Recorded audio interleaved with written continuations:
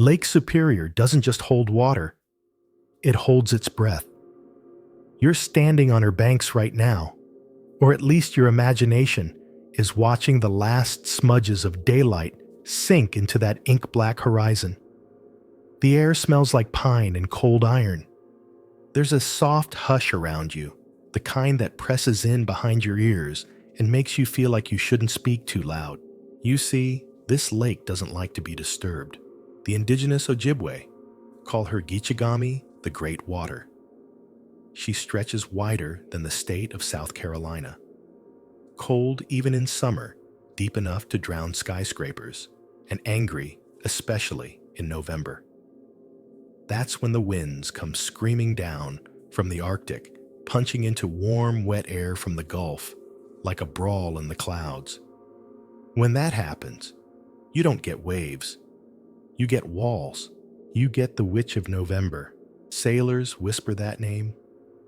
Always have. Some say the witch doesn't come for ships. She comes for pride. She waits until the captain is thinking about dinner, or maybe about that letter he's writing to his daughter back home. That's when she slams her fists into the water and flips iron freighters like tin toys. The Edmund Fitzgerald was one of those toys. The Fitzgerald wasn't small. She was 2 city blocks long, 8 stories high, painted in proud red and white. She was supposed to be unsinkable, a Great Lakes freight titan. In November 1975, she vanished from radar just 20 minutes from shore, 20 minutes from safety, with 29 men on board. No survivors, no mayday, just gone. She was found later, split in half, deep below Lake Superior. No signs of fire. No collision. No one really knows what happened. You probably won't survive this mystery either. That's not a threat. It's a sleepy little promise. Because it turns out that the deeper you go, the more the lake keeps its secrets. And tonight we're going diving. With neoprene suits and flashlights and a few very brave divers who are asking questions the storm never wanted answered. So, before you get comfortable, take a moment to like the video and subscribe, but only if you really like what I'm doing here. Post your location and local time in the comments, especially if it's snowing where you are. Now turn off the lights. Maybe turn on the fan for some soothing noise, and let's get started on tonight's journey together. You feel the boat beneath your feet now. The engine hums quietly. The water is flat. For now. But far off to the northwest, where the clouds are curling like claws, the witch is starting to stir. You shuffle onto the frozen metal deck, the air biting at your cheeks like it's personal. Below you, the Edmund Fitzgerald is rumbling barely just enough to remind you she's alive. 2 city blocks long, 8 stories tall, a floating skyscraper of American steel gliding across the inland sea. The cold whistles through the guardrails. You're used to it. You're not used to this much ship. She doesn't move like a vessel. She moves like a continent. It's 1958 and you're watching her being launched in front of 10,000 cheering people. She crashes into the water like a god descending. The largest ship ever built for the Great Lakes, 729 feet long, a 13,632-ton bulk freighter. So massive she was given her own song before she even had her own wreck. They called her the pride of the American side. But legends don't retire. They sink. The Edmund Fitzgerald didn't just haul iron ore. She hauled pride. The name alone carried weight, named after the president of the Northwestern Mutual Life Insurance Company. That's right, she was insured before she ever sailed. That's confidence. From the outside, she looked indestructible. Her deck was armed with 21 massive hatch covers, each weighing over 5 tons. Her white wheelhouse jutted forward like a crown flanked by radar domes and radio aerials. And deep inside her steel belly, she could carry more than 26,000 tons of taconite pellets, reddish dusty iron ore that smelled faintly of rust and blood. She was fast, too famously so. Faster than the Anderson, they'd say on the radios, comparing her to another legendary freighter. And she was beautiful. Ask any sailor who worked her. They'll talk about the polished brass, the quiet power of her engines, the way she handled rough water like a dancer in a storm. And they'll tell you she had a personality, not always friendly. The Fitzgerald had her quirks. She tended to roll heavily in high seas. Her bow would dive into the water like a breaching whale, and her stern would flex unnaturally. Sailors said she groaned, creaked like she was talking to the lake. And maybe, just maybe, the lake was listening. Historians still debate whether the Fitzgerald was too long for Lake Superior's wave patterns. Some claim that long freighters could become suspended between two crests, like a bridge over an abyss, leaving the midsection unsupported, vulnerable. If the lake got angry enough, it could snap a ship like a dry twig. And Lake Superior, she's not known for patience. So when the Edmund Fitzgerald set out on November 9th, 1975, loaded with over 26,000 tons of taconite and headed for Detroit, there wasn't much concern. It was routine. A 1,000-kilometer trip across water she'd crossed dozens of times before.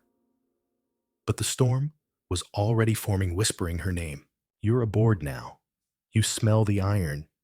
You feel the shudder of steel beneath your boots. You have no idea you're boarding the Titanic of the Great Lakes. The waves are small, now gentle even. Like the lake is sleeping. The sky is gray, but not menacing. You're standing near the Fitzgerald's stern, sipping bitter coffee from a metal cup that never seems to cool off. The crew is in good spirits. After all, the Fitzgerald has done this route many times. You've done it before too. You might even be humming that old Gordon Lightfoot tune without realizing it. You know the one. The one written after everything went wrong. There are 29 men aboard, the Edmund Fitzgerald fathers, brothers' sons. Some veterans of 100 crossings, others young and just learning how to move across a slippery deck without stumbling. In the galley, the cook is preparing a hot lunch. In the wheelhouse, the captain, Ernest McSorley, stands quietly listening to the static on the radio tracking the barometer. It's falling. He doesn't like that. McSorley's a legend in freighter circles, 63 years old, with over 40 years at sea. This is supposed to be his final season before retirement. He's calm, cautious, a man who reads the lake like a newspaper. But even the best captains can be caught off guard. Because out here, you don't fight the lake. You just try not to insult her. The Fitzgerald's cargo hold is full to bursting taconite pellets packed into 3 massive holds, each the height of a small house. That much weight presses her hull deep into the water, almost 4 feet deeper than she was designed to ride when she was first built. They changed the rules. Over time, allowed ships to load more. The shipping companies like that. The captains, not as much. And then there's the problem of the hatch clamps. Those massive steel covers are sealed with dozens of dog-ear clamps, tiny compared to the scale of the ship, but critical. If water gets in through the hatches and the pumps can't keep up, it's game over. The official reports later suggested the crew didn't secure the hatches properly. But anyone who sailed with McSorley will tell you there's no way he left them loose. You glance out across the steel gray lake. The Arthur M. Anderson, another massive freighter, is sailing 20 miles behind you, keeping loose company. The two ships exchange weather updates over radio every hour or so. A cold front is moving in from the northwest, and the gale warnings are growing more urgent. Winds at 40 knots. Waves rising past 12 feet. But still, the Fitzgerald forges on. By nightfall, the storm is roaring. The wind howls like something alive. Waves slam against the hull hard enough to jolt your teeth. The ship creaks and flexes. You can hear the deep groan of steel shifting under pressure like bones adjusting inside a giant. Spray slaps the portholes like thrown gravel. You tighten your collar and hunker down. Now the trouble begins. The Fitzgerald's radar goes out. That's not unusual in rough weather. Salt spray and ice sometimes knock out electronics. But without radar in darkness, the captain is blind. They begin sailing by dead reckoning, calculating position based on time, speed, and course headings. It's not guesswork, but it's not comforting either. Then the water starts coming in. The bilge pumps kick on. Nothing alarming at first. Big ships always take on some water in heavy seas, but this time it's more than expected. In his last radio call, Captain McSorley radios the Andersons. "We are holding our own." It's the last thing anyone hears from the Edmund Fitzgerald. Historians still debate whether that message meant we're managing it or we're barely surviving. Maybe McSorley didn't want to cause panic. Maybe he was trying to project confidence. Or maybe he didn't realize how close they were to catastrophe. The Andersons' crew watches helplessly as the Fitzgerald vanishes from radar. 1 minute she's there. The next she's gone. No SOS. No flares. Just nothing. You might imagine there was panic. Screams. Rushing footsteps. Men trying to release the lifeboats, clinging to slick railings, shouting through the storm. But more likely, it was silent. A structural failure. A sudden snap. A groaning twist of steel. Then cold black water pouring through the hatches, flooding the holds, filling the air spaces faster than lungs can fill with breath. Some believe the ship broke in two on the surface. That's how she was found, split cleanly, one half lying upright, the other twisted and inverted. If true, it means there was no time, no escape. Just a shudder, a lurch, and then the void. In the days that follow, aircraft and Coast Guard vessels scour the surface. They find some debris, lifeboats torn in half, orange life rings, and a few small items like shoes and a broken railing. But no bodies. Not one. They find the wreck 3 days later, 530 feet down just off Whitefish Bay. Remote cameras reveal the broken hull lying on the lake bed like a sleeping sea monster, its stern, twisted wheelhouse crushed. The Fitzgerald rests silently in her tomb. Later, a salvage team recovers her brass bell. It's polished and placed in the Great Lakes Shipwreck Museum, where it tolls once each November 29th times, one for each soul lost. You can still hear it if you're quiet. The bell, the wind, the creak of the Fitzgerald's bones shifting slowly on the lake bottom. And maybe something else. Maybe it's the sound of a question that still hasn't been answered. Why did she go down? Why did no one survive? And what really happened during that final brutal hour on the coldest, cruelest lake in North America? You stare into the black water and wait for it to blink. The water is glassy again now, as if nothing happened. As if 29 men didn't vanish just beneath your feet. Lake Superior is like that unapologetic unreadable. A mirror one moment, a monster the next. You're still aboard, at least in your mind, moving gently with the roll of the waves.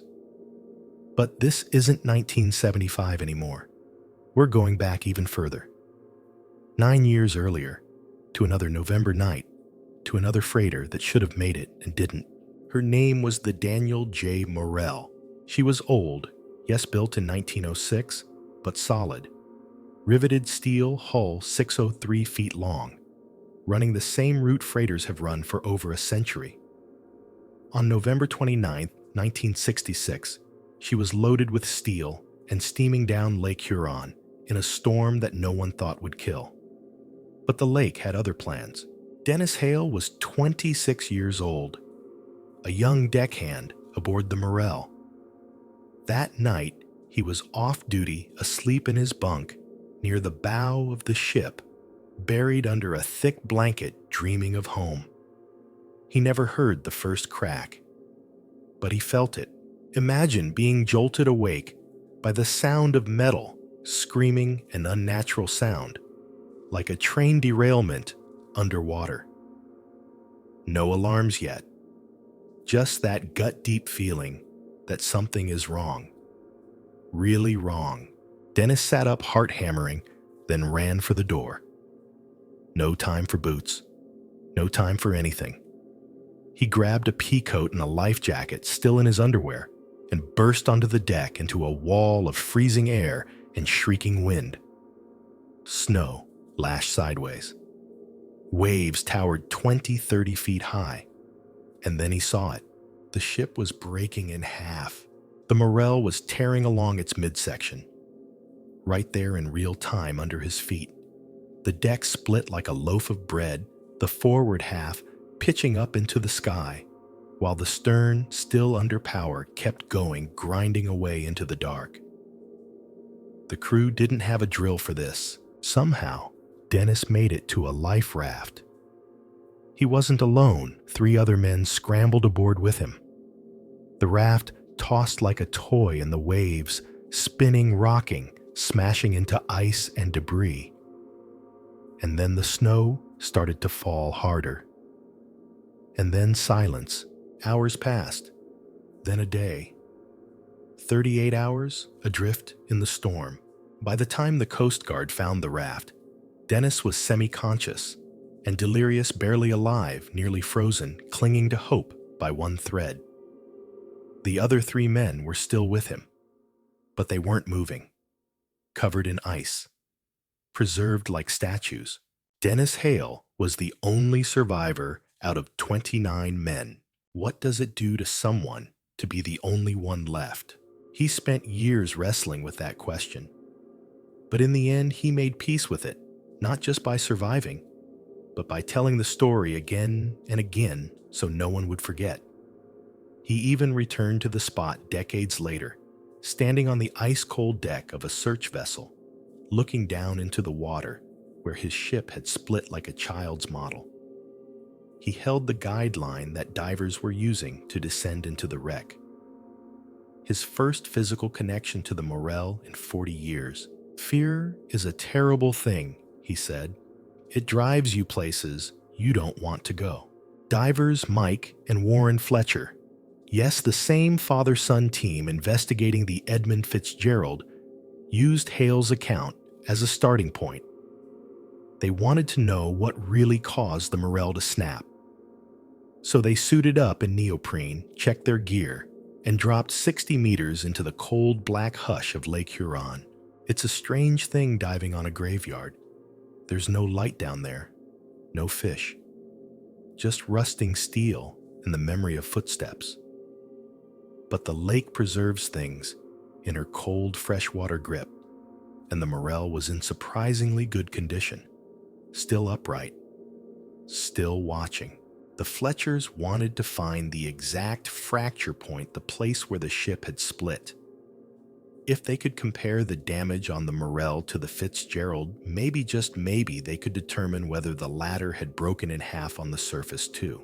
So they moved carefully through the wreck, shining their torches along the torn edges, twisted steel, shredded decking.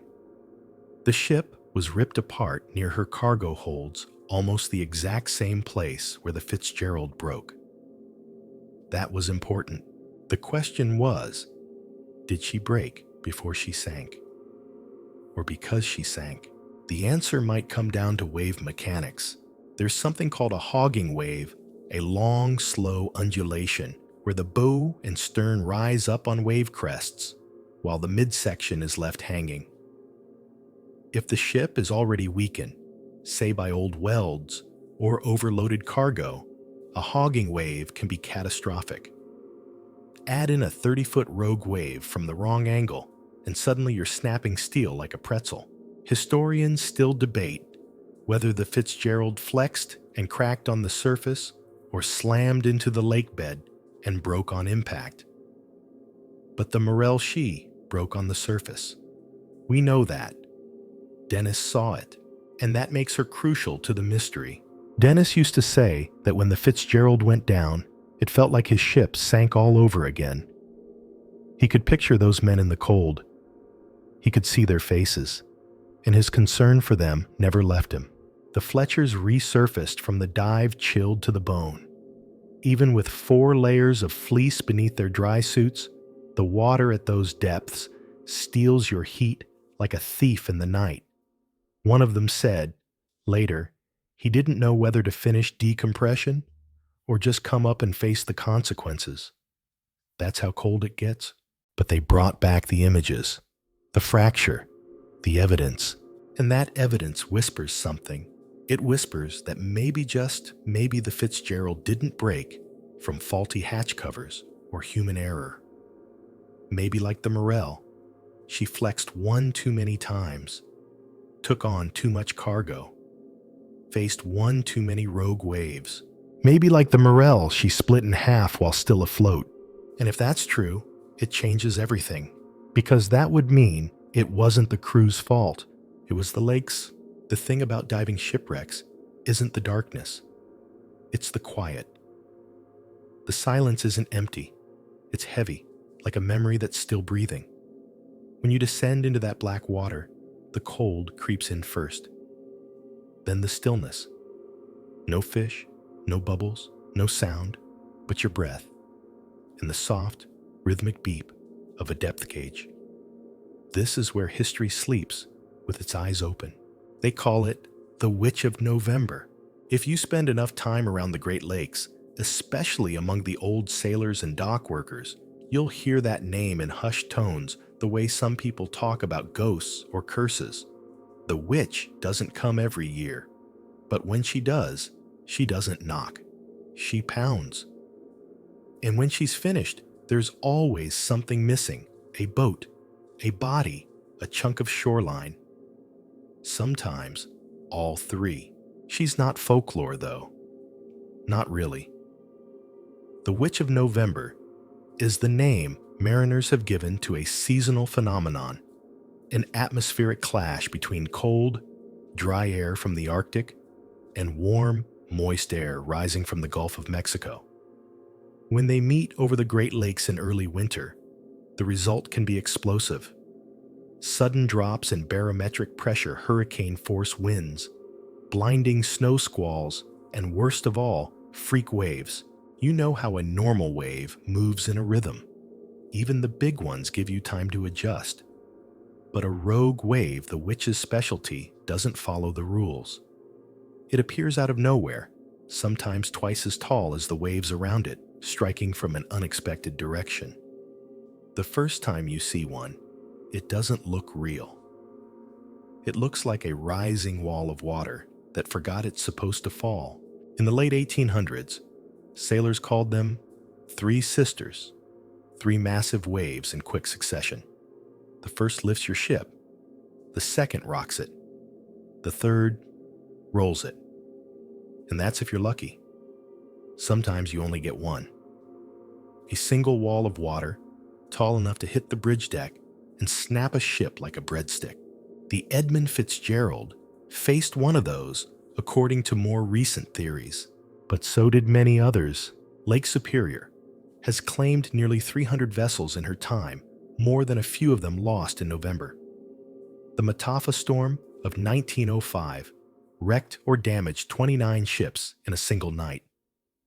The Great Storm of 1913, also known as the White Hurricane, killed more than 250 people and sank a dozen massive freighters. That storm produced wind gusts over 100 kilometers an hour, with snowdrifts so high entire towns were buried for days. You'd think that in the modern era, with sonar, GPS, reinforced steel, and weather satellites, those kinds of disasters wouldn't happen anymore. But the lake doesn't care what year it is, and 1,000 feet of fresh water above your head feels exactly the same in 1975 as it did in 1913. That's what makes Lake Superior different. It doesn't just kill, it keeps what it takes. There's a line in Gordon Lightfoot's haunting song about the Fitzgerald. The lake, it is said, never gives up her dead. That's not poetry. It's physics. In most waters, when a body sinks, gases from decomposition eventually lift it to the surface. But Lake Superior is so cold, so deep, and so oxygen poor at those depths that the process doesn't happen. No bloat, no buoyancy. The bodies of the Fitzgerald's crew, like those from the Morell before them, were never found. They remain sealed in the deep, entombed in the silence. You might think of this as tragic. And of course it is. But it's also strange, eerily pristine. Divers who visited the wrecks talk about shoes still lined neatly near bunks, a coffee mug still resting in a rack, hard hats on hooks. Time doesn't move down there, it settles. The lake preserves everything, but she never explains anything. Back on land, the meteorologists and engineers have tried for decades to pin down what happened to the Fitzgerald. There are theories, diagrams, even a few computer simulations, but they all come back to one fact. Conditions were perfect for catastrophe. A beast of a storm. A ship overloaded by modern standards. A compromised structure. And a lake that doesn't forgive second chances. And here's where it gets really weird. On the same night, the Fitzgerald vanished another ship. The Arthur M. Anderson was nearby. Captain Bernie Cooper was at the helm. He'd been communicating with McSorley every hour. They were keeping tabs on each other, watching the waves, comparing notes, old-fashioned freighter friendship. And at 6:55 p.m., McSorley radioed in, "We are holding our own." 10 minutes later, he was gone. Captain Cooper recalled 2 freak seas, massive unexplainable waves that slammed into the Anderson just minutes after the Fitzgerald disappeared from radar. One hit the pilot house. The other washed over the entire length of the ship. I just wonder, Cooper later said in an interview, if those 2 seas didn't catch up with the Fitzgerald. Imagine that, the ship already sagging from a heavy load. Hatch vents possibly damaged. Listing slightly. And then boom. A wave from the witch herself.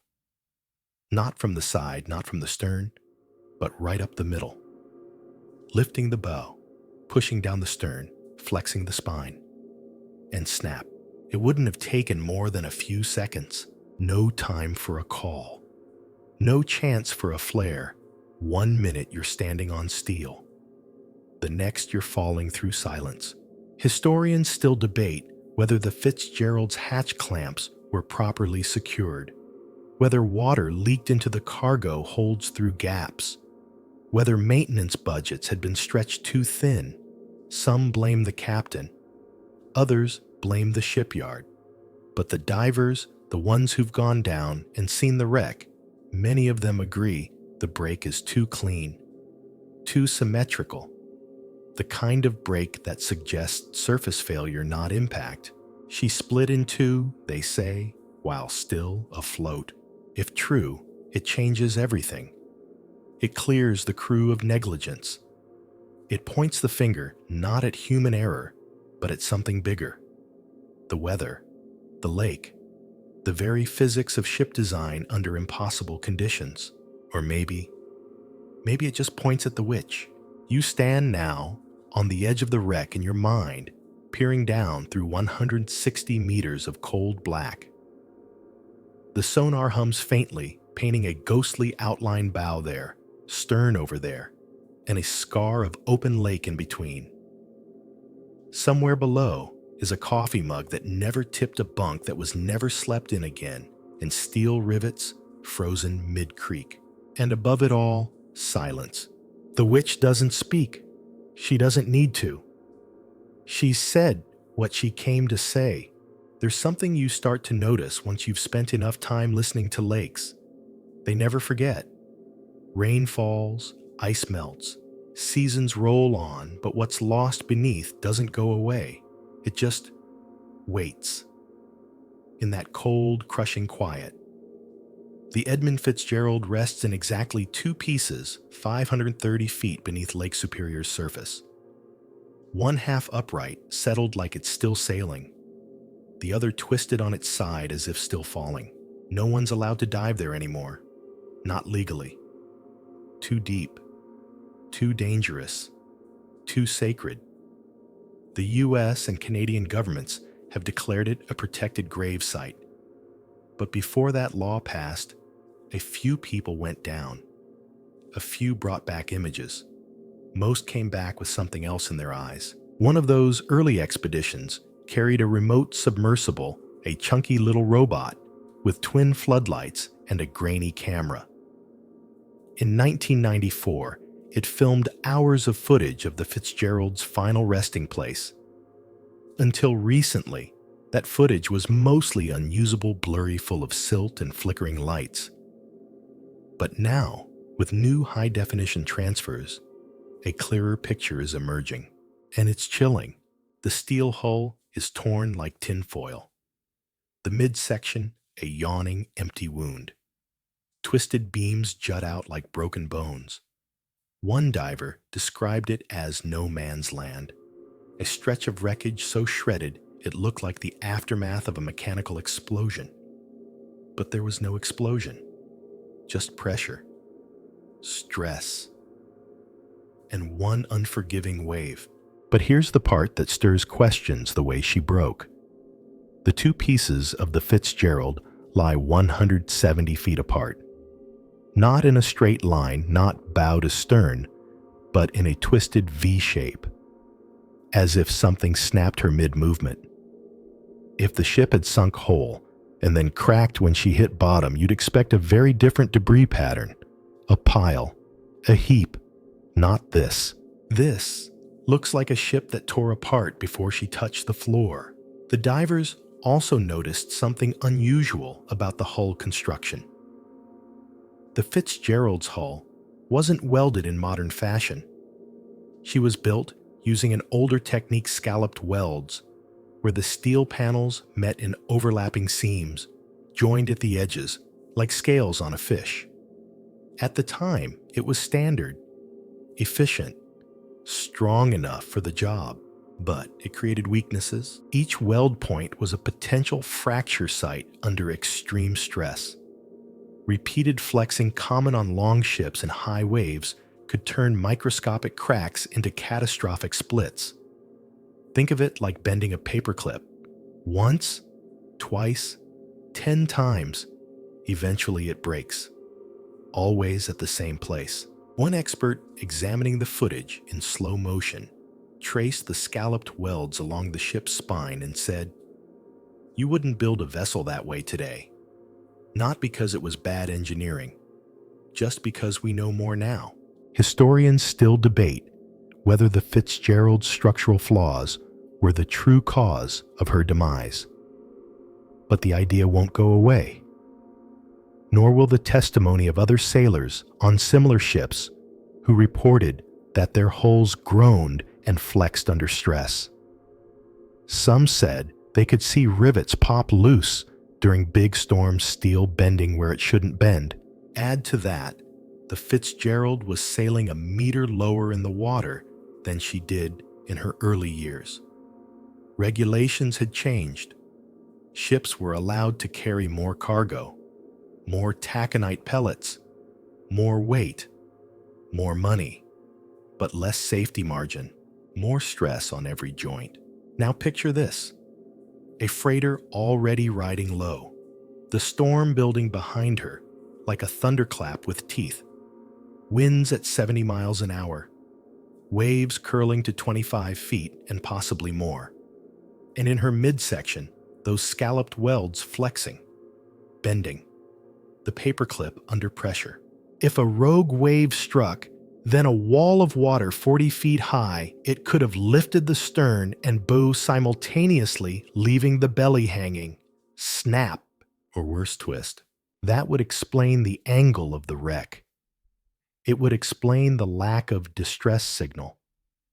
It would explain why the two halves of the Fitzgerald seem almost calmly separated, like a magician's assistant sawed in half and never put back together.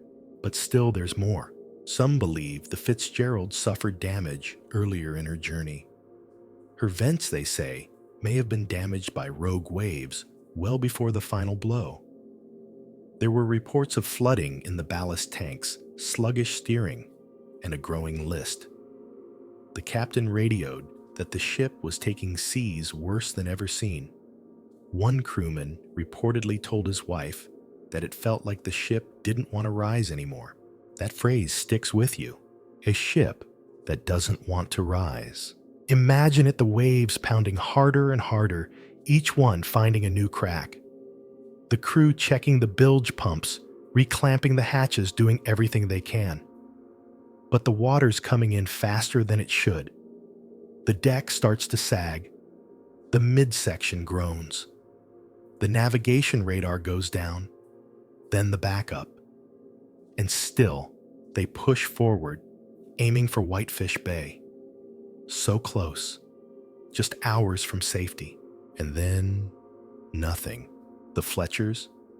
Mike and Warren wanted to test all these theories, but diving to 160 meters isn't possible without serious risk.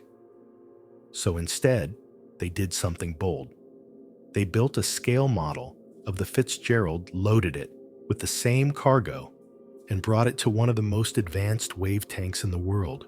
In a massive research facility in Newfoundland, Canada, the team recreated the storm. Using historical weather data, they simulated the wave heights, wind speeds, and atmospheric pressure from that night in 1975. The tank, holding over 1 million gallons of water, could generate real waves, tall ones, rogue ones. And when they hit the model, the ship didn't stand a chance. The big one came at an angle. It lifted the stern and pitched the bow downward. Water crashed over the deck. Vents were submerged. The hull bent, then snapped. The split happened near the same place where the real Fitzgerald had broken. It was eerie, it was convincing, and it was horrifying. You can still watch that footage. The rogue wave picks up speed. You see the shadow of it fall across the model. It's not a splash, it's an ambush.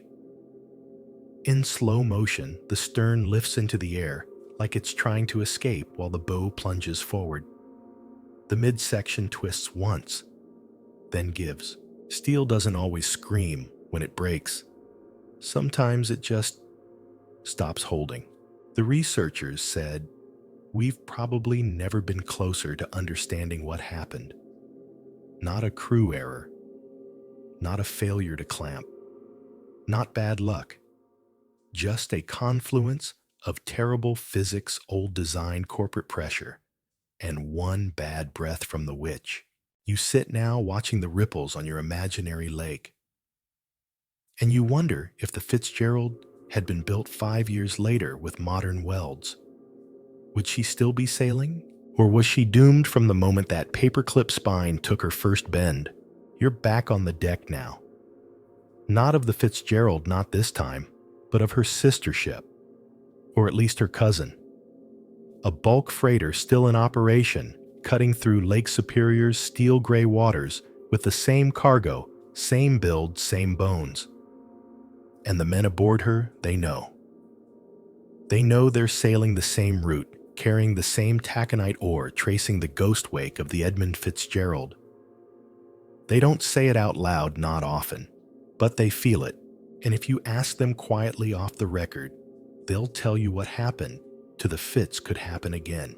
Because for all the technology, all the GPS and radar and reinforced steel, some things haven't changed. The lake is still the lake. The storms are still storms.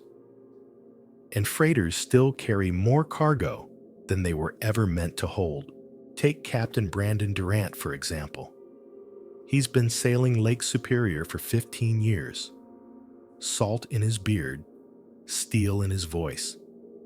When he hears the Coast Guard's official report, the one that says the Fitzgerald's crew likely failed to secure the cargo hatches properly, he doesn't just frown. He bristles. "You don't go into a storm," he says, "without making damn sure your hatches are secure. You don't cut corners on something like that." He's right. On these ships, hatch clamps are more than protocol, they're survival. Each clamp seals out the water. Miss a few, and you're risking thousands of gallons pouring into the cargo hold every minute. But sailors know that. They double-check, triple-check, especially when the winds start to howl. So why did the Coast Guard suggest human error? Politics, maybe. Liability. A sunken ship is one thing. But if the clamps were faulty, if the design itself was flawed, then somebody at the shipyard might have some explaining to do.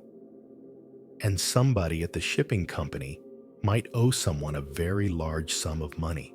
Historians still debate whether the official findings were meant to settle the truth or bury it.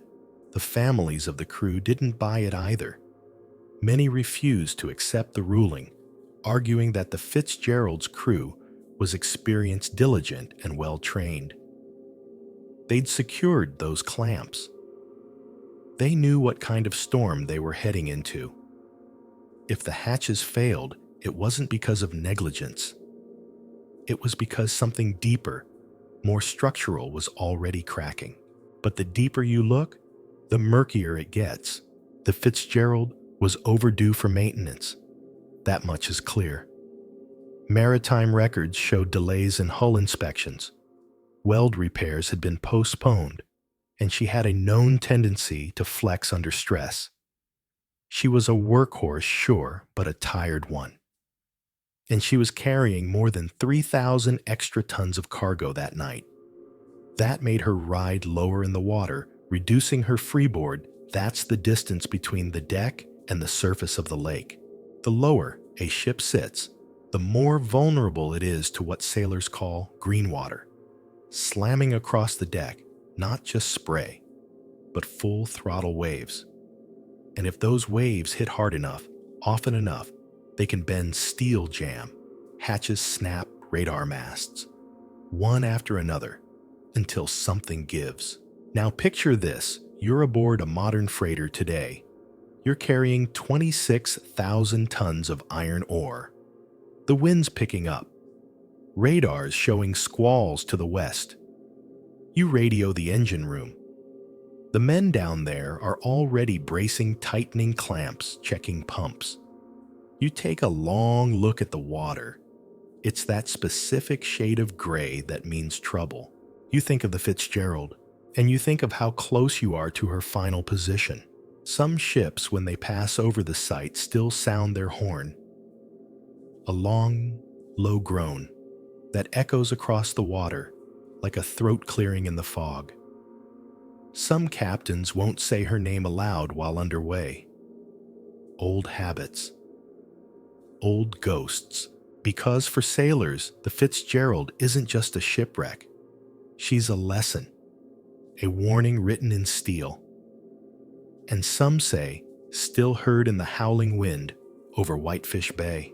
There's another factor that modern mariners speak about, two pressure. Not atmospheric pressure. The kind that comes from owners, from clients from the clock.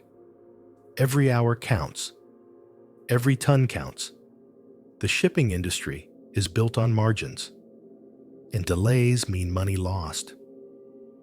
So even if the weather looks rough, even if the radar's blinking angry red, you go, because the boss says the cargo has to be in Detroit by Thursday. And the ship, well, it's built to take it, isn't it?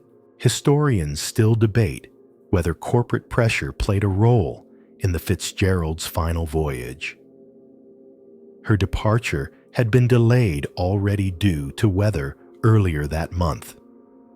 Some speculate that there was an unspoken push to make up time, to stay on schedule, to keep moving. But time is a cruel god on Lake Superior, especially in November. That's what makes the Andersons' logbook so eerie. The crew of that ship sailing just behind the Fitzgerald kept notes on everything: wind speed, wave height, communication intervals. And as the storm worsened, they radioed McSorley again and again. His answers grew shorter. At one point, he reported damage to the deck railing. Then the radar went out. Then the backup failed. Still, he pressed on. "We are holding our own," he said. And then he vanished. Modern freighter crews read that line like a prayer. Some say it with a sort of reverence, others with disbelief, because they know sometimes holding your own means you're already losing. There's something else the modern sailors do when they sail near the Fitzgerald's final location. Some of them, if they're very close, turn off the radio chatter, just for a few minutes, just to listen. And if you ask what they're listening for, they might not answer. But the truth is, they're listening for silence. Not a peaceful silence, but the thick, humming quiet of 160 meters of water.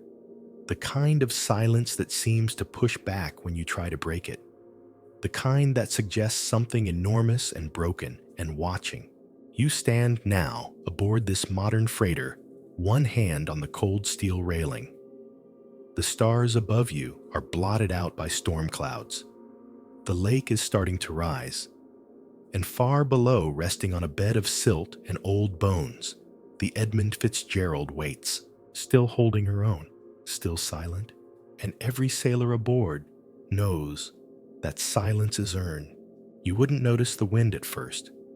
It creeps in, soft like breath on the back of your neck before it starts to growl. The surface of Lake Superior begins to dimple, then twist, and within minutes, the sky folds itself in half. The light dies faster out here. No street lamps, no horizon, just storm. But you don't panic yet. You've seen this before. The lake loves her tricks. You're aboard walking the steel deck, checking hatches, squinting toward the bow, telling yourself it's just weather. Same as ever. The kind that passes. Until it doesn't. For the families of the Edmund Fitzgerald's crew, the storm never passed. It settled in. It stretched into years, into decades. For some, the call came late, just a quiet radio update, or a flash on the evening news, Fitzgerald missing. Then silence, then a list of names, then the truth. There were no survivors, none, and that makes it harder. You don't get stories from the inside. You don't get last words or miracle escapes. You get debris, an empty life raft, a broken life ring, a torn piece of railing, and that's all. For Bruce Hudson's family, it came like lightning. One day, he was loading ore on the dock in Superior, Wisconsin, laughing, planning to join the Maritime Academy. Next day, he was gone. Bruce had been aboard the Fitzgerald for 7 months. He was 22, an only child.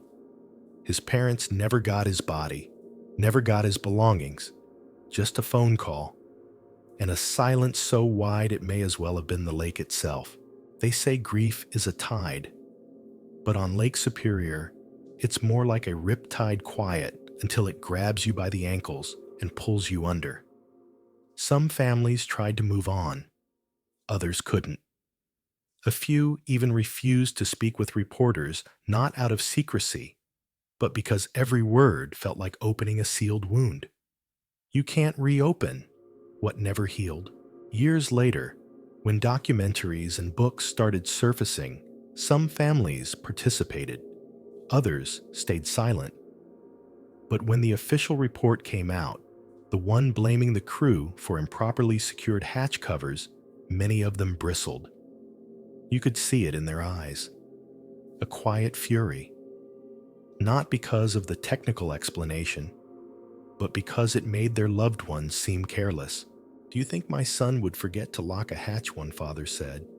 "He was raised in this weather." That's the part the reports can't measure. The weight of experience. These weren't rookies. Most of the crew had logged hundreds of trips across Superior. They knew about the Witch of November. They knew how fast weather could turn. They didn't take shortcuts. They took pride. Still, the Coast Guard stuck to its findings.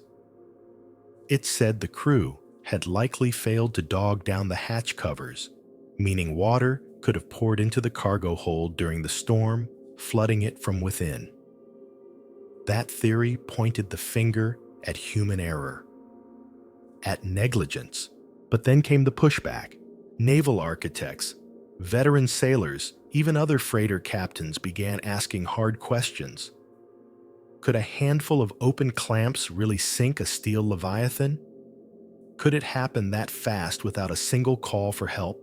Some of them ran their own experiments, simulated storm conditions, recreated wave heights, sprayed hatch covers with high-pressure jets while leaving clamps unsecured. The result? A few tablespoons of water, barely enough to fill a coffee cup. Even with half the clamps missing, the hatches held tight. That's how they were designed. So, if it wasn't the hatches, what was it? Back to the families. Raymond Ramsey was one of the Fitzgerald's original engineers. He'd helped design her, knew every bolt, every weld. He was part of the team that built her from blueprint to bowline. And years later, he spoke up. He believed the Fitzgerald wasn't maintained properly. That cost-cutting measures had chipped away at her safety. That the shipping companies, always looking to stretch profits, had pushed ships harder, loaded them heavier, sailed them deeper. When asked if anyone raised concerns, he paused.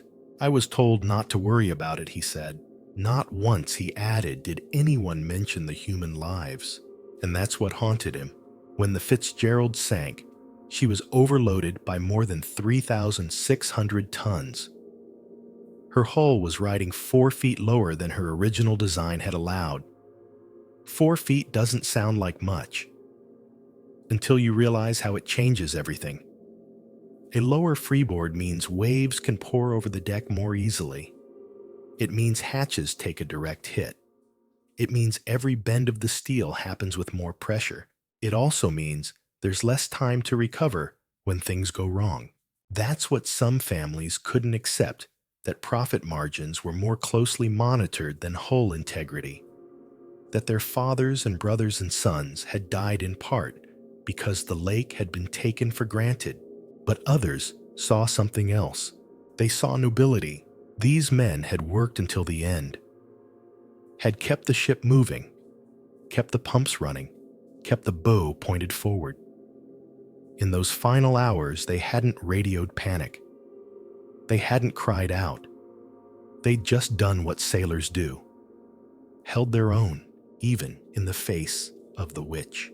Every November since, on the anniversary of the sinking the bell of the Edmund Fitzgerald, is rung 29 times once for each man lost. It tolls in a small maritime museum on Whitefish Bay, just a few miles from where the ship disappeared. Families come from all over. Some bring flowers, others bring silence, but all of them bring memory. You can stand in that museum and hear it ring. The sound is deep resonant, like something inside the lake exhaling. Some say it echoes, Others say it just lingers, and it's not just a bell anymore. It's a voice, a reminder that these men mattered. That silence doesn't mean forgetfulness. That when the lake takes it doesn't always erase. You close your eyes now. The bell rings once, then again. You hear the names in your head, even if you never knew them. Captain McSorley, Bruce Hudson, Michael Armagost, Thomas Benson, John McCarthy, and 24 others who went to work one day and never came home. The wind picks up outside. You might think it's the witch stretching her limbs. But tonight, let's say it's something else. Something kinder. The sound of old steel resting quietly beneath the water. The breath of memory surfacing just for a while, and the bell still ringing in the dark. The lake is calm again, but you know better now. Calm is only a mood, not a promise. And deep beneath the glassy surface, the Edmund Fitzgerald still sleeps intact in her halves, hull scraped clean by water, her secrets still sealed in cold steel. Theories abound, of course, and they always will. But what about the people who know this water best?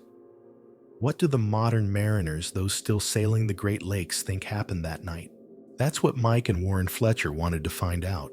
They boarded a modern freighter, one not too different from the Fitzgerald sailing some of the same shipping lanes. Iron ore loaded, cargo hold full, crew at the ready. And as they moved across the open water, Warren couldn't help but look down at the sonar. They were passing directly over the wreck site, just 500 feet below. There was no monument, no marker, just water, and that strange, heavy silence again. On the bridge, Captain Durant welcomed them with a tight nod. He's sailed these routes for years through storms and squalls, through sunny days and snow-thick blackouts. He's the kind of man who speaks with precision, each word trimmed practical. The kind of captain you want in charge when the radar flickers or the wind starts to howl. Warren asked him plainly, "Do you think the Fitzgerald's crew failed to clamp the hatches?" Durant didn't answer right away. He looked out the bridge window, first toward the rolling horizon. Then he said, "You don't head into a November storm without checking your gear, especially not your hatches. We dog them down tight, and we double-check. You don't gamble with 26,000 tons of steel." That matched what other captains had said. The theory that the Fitzgerald sank because of unsecured hatches never sat well with working mariners. The clamp system was standard and straightforward. You slide the hatch cover over the cargo hold, then secure it using a series of dog clamps, tightening them in sequence. It takes time, and it's a pain in bad weather. But it's not optional. Every sailor knows that. And as Durant pointed out, even if some clamps had been left undone, the odds of enough water getting in to sink a ship that massive without any time to respond seemed unlikely. You can't sail blind, he said, especially not in November. The Fletchers studied the ship, the cargo configuration, the hatches, the radar systems. They listened to the crew, who spoke with a mix of respect and superstition about the Fitzgerald. No one was dismissive. Everyone remembered. And when they neared the coordinates of the wreck, something strange happened. The engine room went quiet. Not entirely, just softer, as if the ship herself was whispering. The kind of hush that comes when someone says we're passing over a grave. Warren stared at the sonar. He could see it just barely. A ghostly silhouette on the bottom. Two shapes. Too far apart. Too quiet. Too final. The captain nodded toward it. 500 feet, he said. Then nothing. No one spoke. Not for a minute. Then two. And that silence, that's the part they'll remember. Because it wasn't just respectful. It was necessary. Mariners know this water remembers, and ships, especially sunken ones, deserve your silence. But let's step back a moment. Let's imagine what happened that night, not from the surface, but from inside. The Fitzgerald was already in trouble. She was listing to one side. Her radars had both gone down. Water had reportedly been washing over the deck, pouring into the vents, maybe even getting into the cargo holds. The waves had reached 25 feet some higher. And then, according to Captain Cooper aboard the Anderson, 2 freak waves appeared. Massive. Rolling. Taller than anything they'd seen that day. One of them swept over the Anderson's pilot house, which stood 35 feet above the waterline. Let that settle in. A wave taller than a 3-story building moving at 50 miles per hour. Cooper watched helplessly as those same waves traveled down the lake toward the Fitzgerald, and then the radar blinked. Gone. The Anderson called over radio. No response. Called again. Nothing. The Fitzgerald had disappeared. Not slowed, not listed, just vanished. Experts would later analyze every scrap of data, weather reports, cargo logs, structural blueprints. They'd debate the role of the rogue waves, the load weight, the freeboard height, the stress on the scalloped welds. They'd study the hydrodynamics of freighters in storm conditions, use supercomputers to model wave impacts. But the mariners, they already knew. They set it straight. She was overloaded. She flexed too far. She took a wave that split her right down the middle. And Captain Durant, he just tapped the radar screen. "We don't mess around with November," he said. "You don't get second chances." Mike and Warren nodded, and then they listened again to the hum of the sonar, the slap of the water against the hull, the creak of the steel beneath their feet. The lake had quieted, but only for now. Before they left the bridge, they asked Durant one more question. "Do you think something like that could happen again?" He gave them a long look. "If we forget what happened," he said, "then yeah, it could." There was no thunder when he said it. No swell of dramatic music. Just a soft beep from the radar and the slow churn of the engine. But the weight of it stayed with them, because there are 2 kinds of memory, the kind you keep and the kind that keeps you. And on Lake Superior, memory sinks slowly. The Fletchers left the bridge in silence. On deck, the wind had picked up slightly.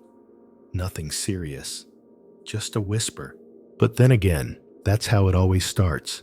If you had been aboard the Edmund Fitzgerald as she left the harbor that November, you might have thought she looked a little low in the water. Nothing dramatic, just a few feet deeper than usual. The kind of thing only a sailor or ship designer would notice. But that detail would matter more than anyone knew. She was loaded heavy. Over 26,000 tons of taconite pellets, that reddish-brown iron ore bound for the steel mills in Detroit. It wasn't an accident either. In the years before her final voyage, changes to maritime loading regulations had allowed freighters to carry more cargo, go deeper in the water, cut closer to the limits of their hull design. On paper, everything checked out. In practice, the lake doesn't read paper. The Fitzgerald was built in 1958 under a different set of assumptions. Back then, she had more freeboard, more distance between the deck and the waterline. But over time, new rules let her sit lower, take on thousands of extra tons.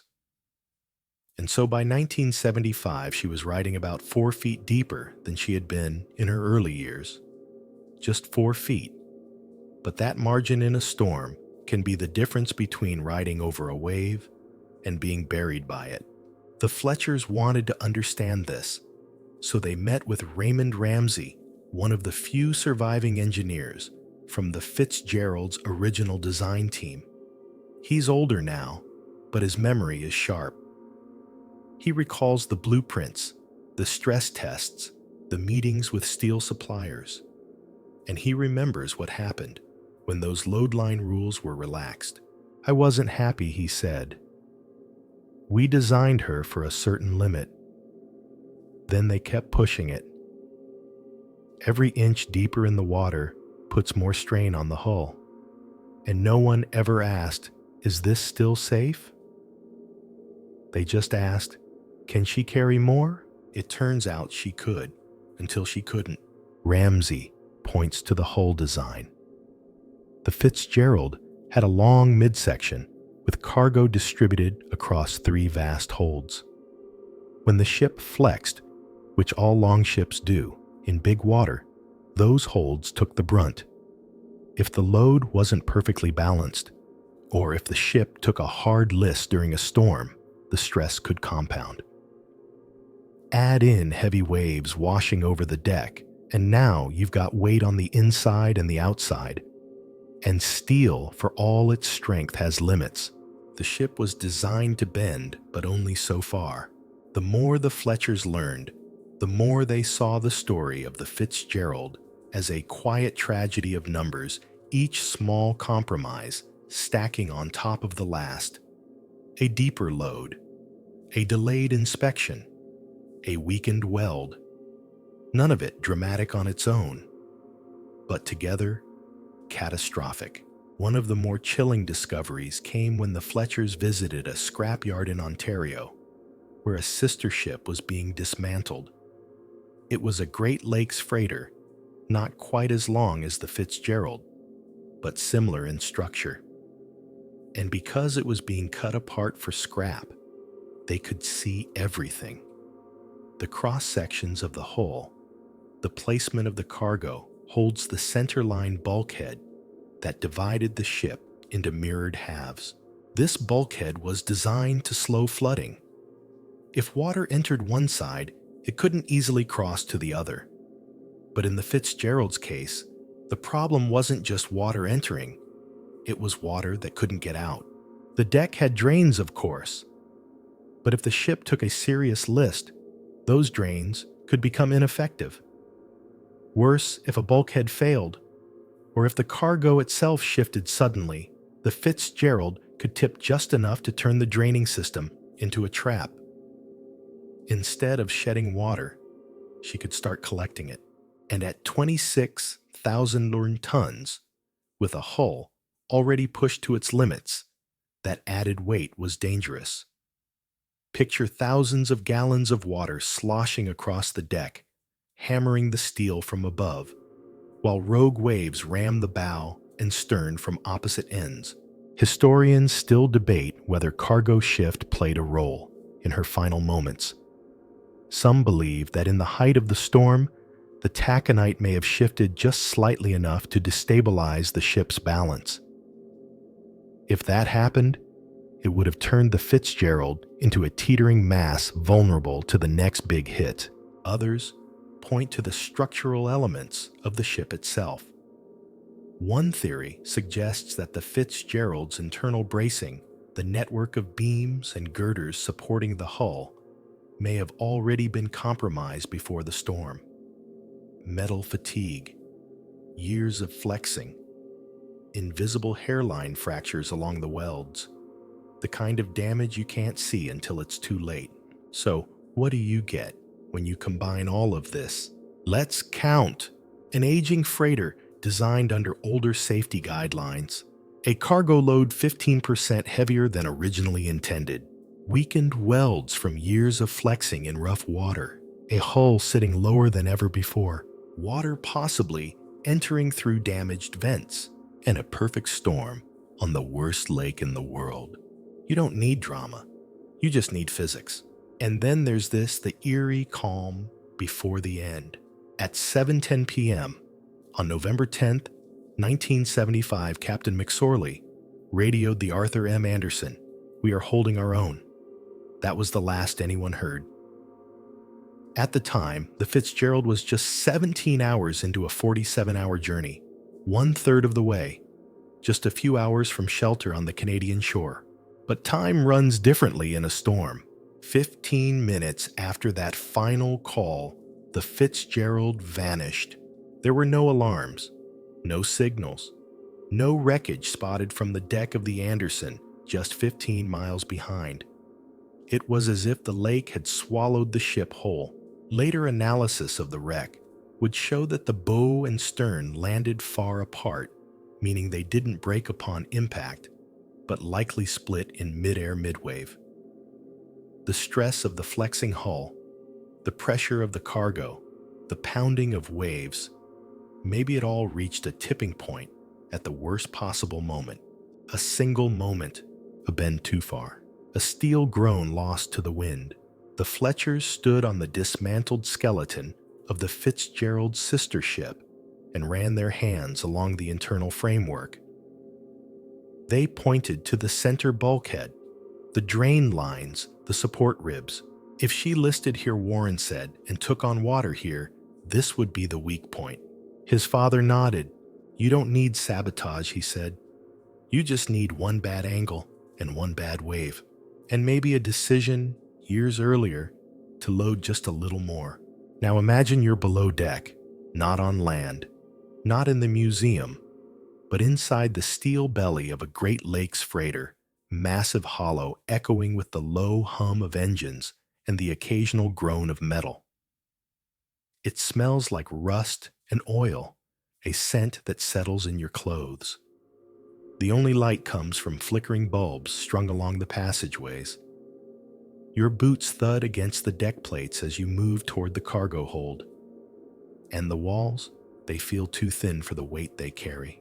This is where the Fletchers wanted to go next, not just into theories or sonar images, but physically inside a sister ship. To feel how the Fitzgerald might have responded to the stress she was under.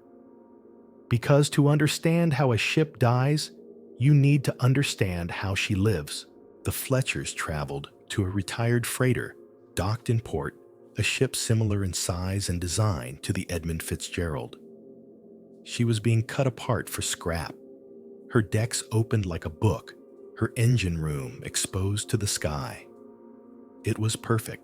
Mike and Warren slipped on their hard hats and stepped aboard, boots clanging against rust-streaked stairways.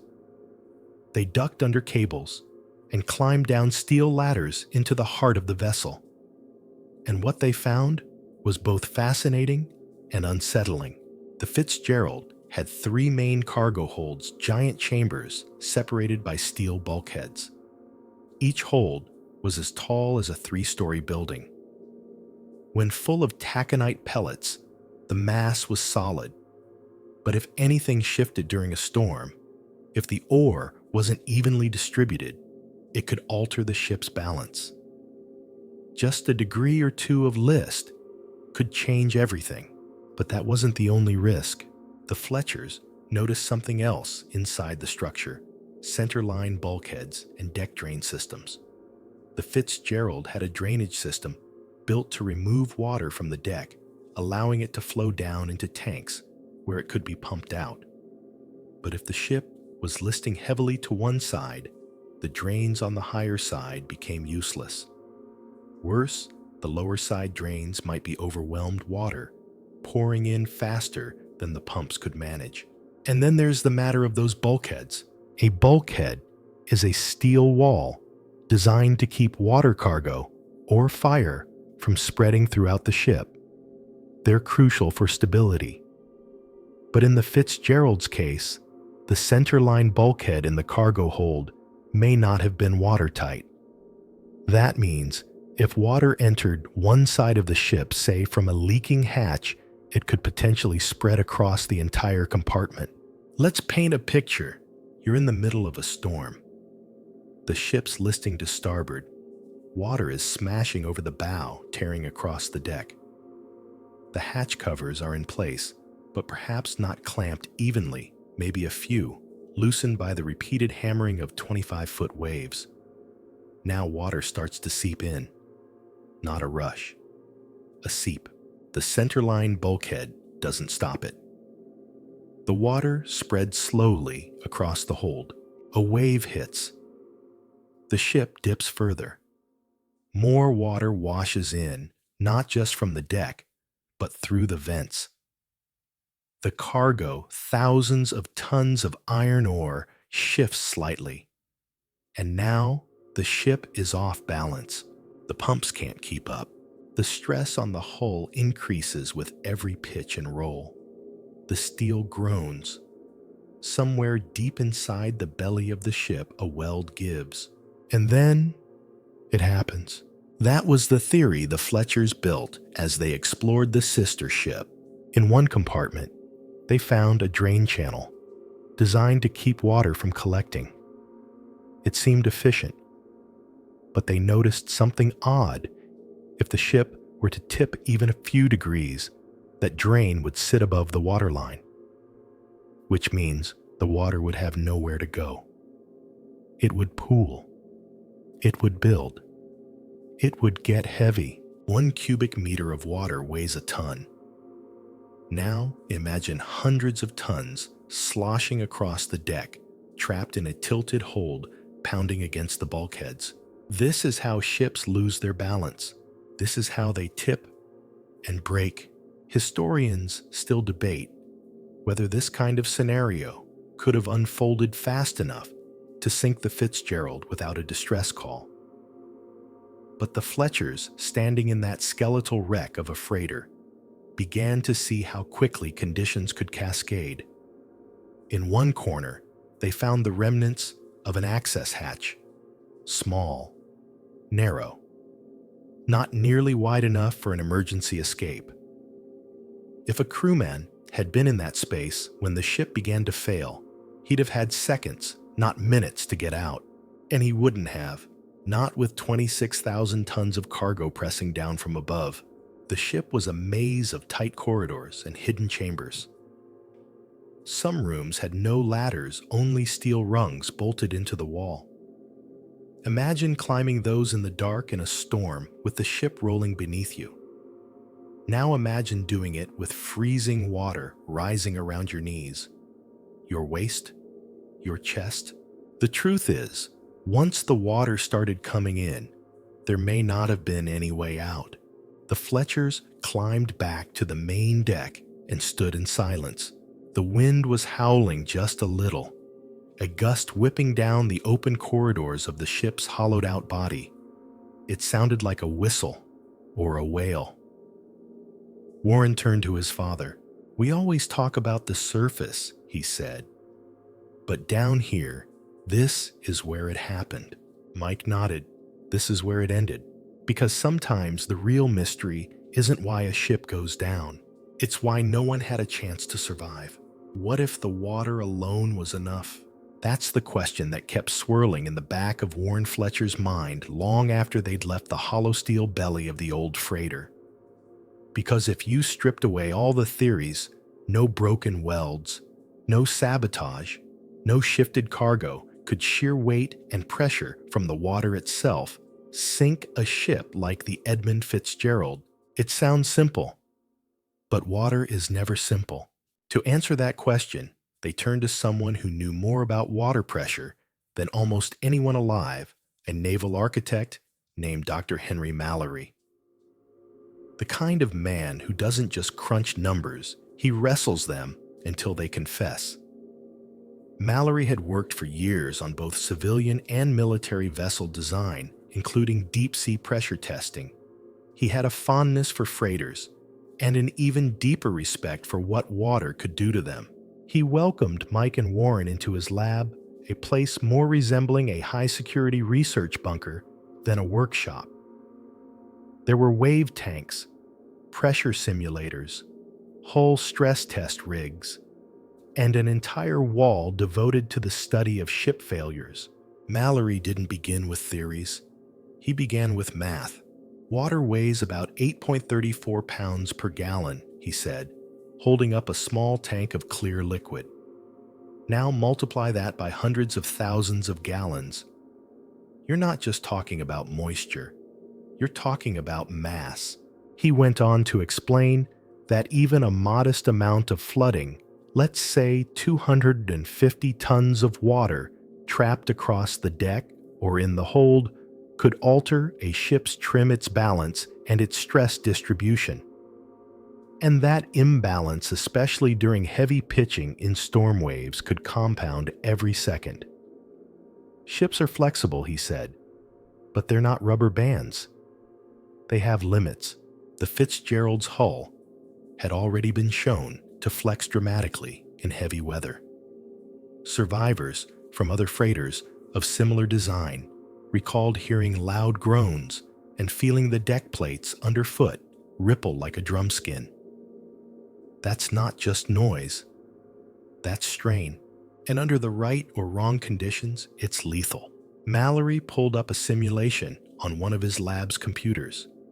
It showed a 3D model of the Fitzgerald accurately weighted and scaled, being rocked by wave energy from multiple directions. At first, it rode high, swaying rhythmically. But then the scenario shifted. Water began entering the hold. Not a flood, just a slow seep, like from a damaged vent or loose clamp. The load began to shift slightly. The ship began to list. The stern dropped a few inches lower, and then a wave twice as large as the rest rolled in from the side. And that's when it happened. The hull bent, twisted even before it gave. The break occurred not from an explosion or a massive gash, but from stress. Quiet, gradual, merciless. There's a myth that a ship has to be dramatically damaged to fail, Mallory said, pausing the simulation. But pressure doesn't care about drama. It just builds. Historians still debate whether the Fitzgerald was taking on water during her final hours. The last radio message from Captain McSorley simply said, "We are holding our own." Not exactly a red flag, but not comforting either. Was he calm because he believed they were safe? Or because he knew they weren't? What's chilling is how few indicators there are when things go wrong below the waterline. Pumps can mask the problem. The ship can seem stable from the bridge. But down in the hold, where no one's watching, the weight keeps growing. Mike asked Mallory, how fast could something like this happen? Mallory didn't blink. Minutes, he said, or less. The Fletchers let that settle in, because that's the thing about catastrophic failure. It doesn't always announce itself with fanfare. It doesn't crack like thunder. Sometimes it just stops working. The Fitzgerald had 2 massive ballast tanks and over 400 feet of steel between her bow and stern. If her midsection became the fulcrum suspended between 2 rogue waves, it wouldn't take much water inside to tip the balance. In that situation, the bow and stern rise, the center droops, and the ship becomes an iron U. And when it snaps, it does so with terrifying finality. Mallory showed them another test, this one, with a pressure rig simulating deck flooding. He added weight incrementally, mimicking what might happen if waves repeatedly washed over a low-sitting deck, the water finding every corner, pressing into every seam. The steel buckled sooner than they expected. Even with modern reinforcements, steel isn't the problem, Mallory said. It's what we ask it to do. The Fitzgerald wasn't unique in facing rogue waves. Other ships had survived them, but perhaps none had faced that wave with such a deadly combination of conditions: too low, too heavy, too flexed, too silent. The Fletchers left the lab with copies of the simulations, the data files, the rig photos. They didn't have an answer. No one does. But they had something close, a story that made sense. A story that began with a light load of water and ended with a break.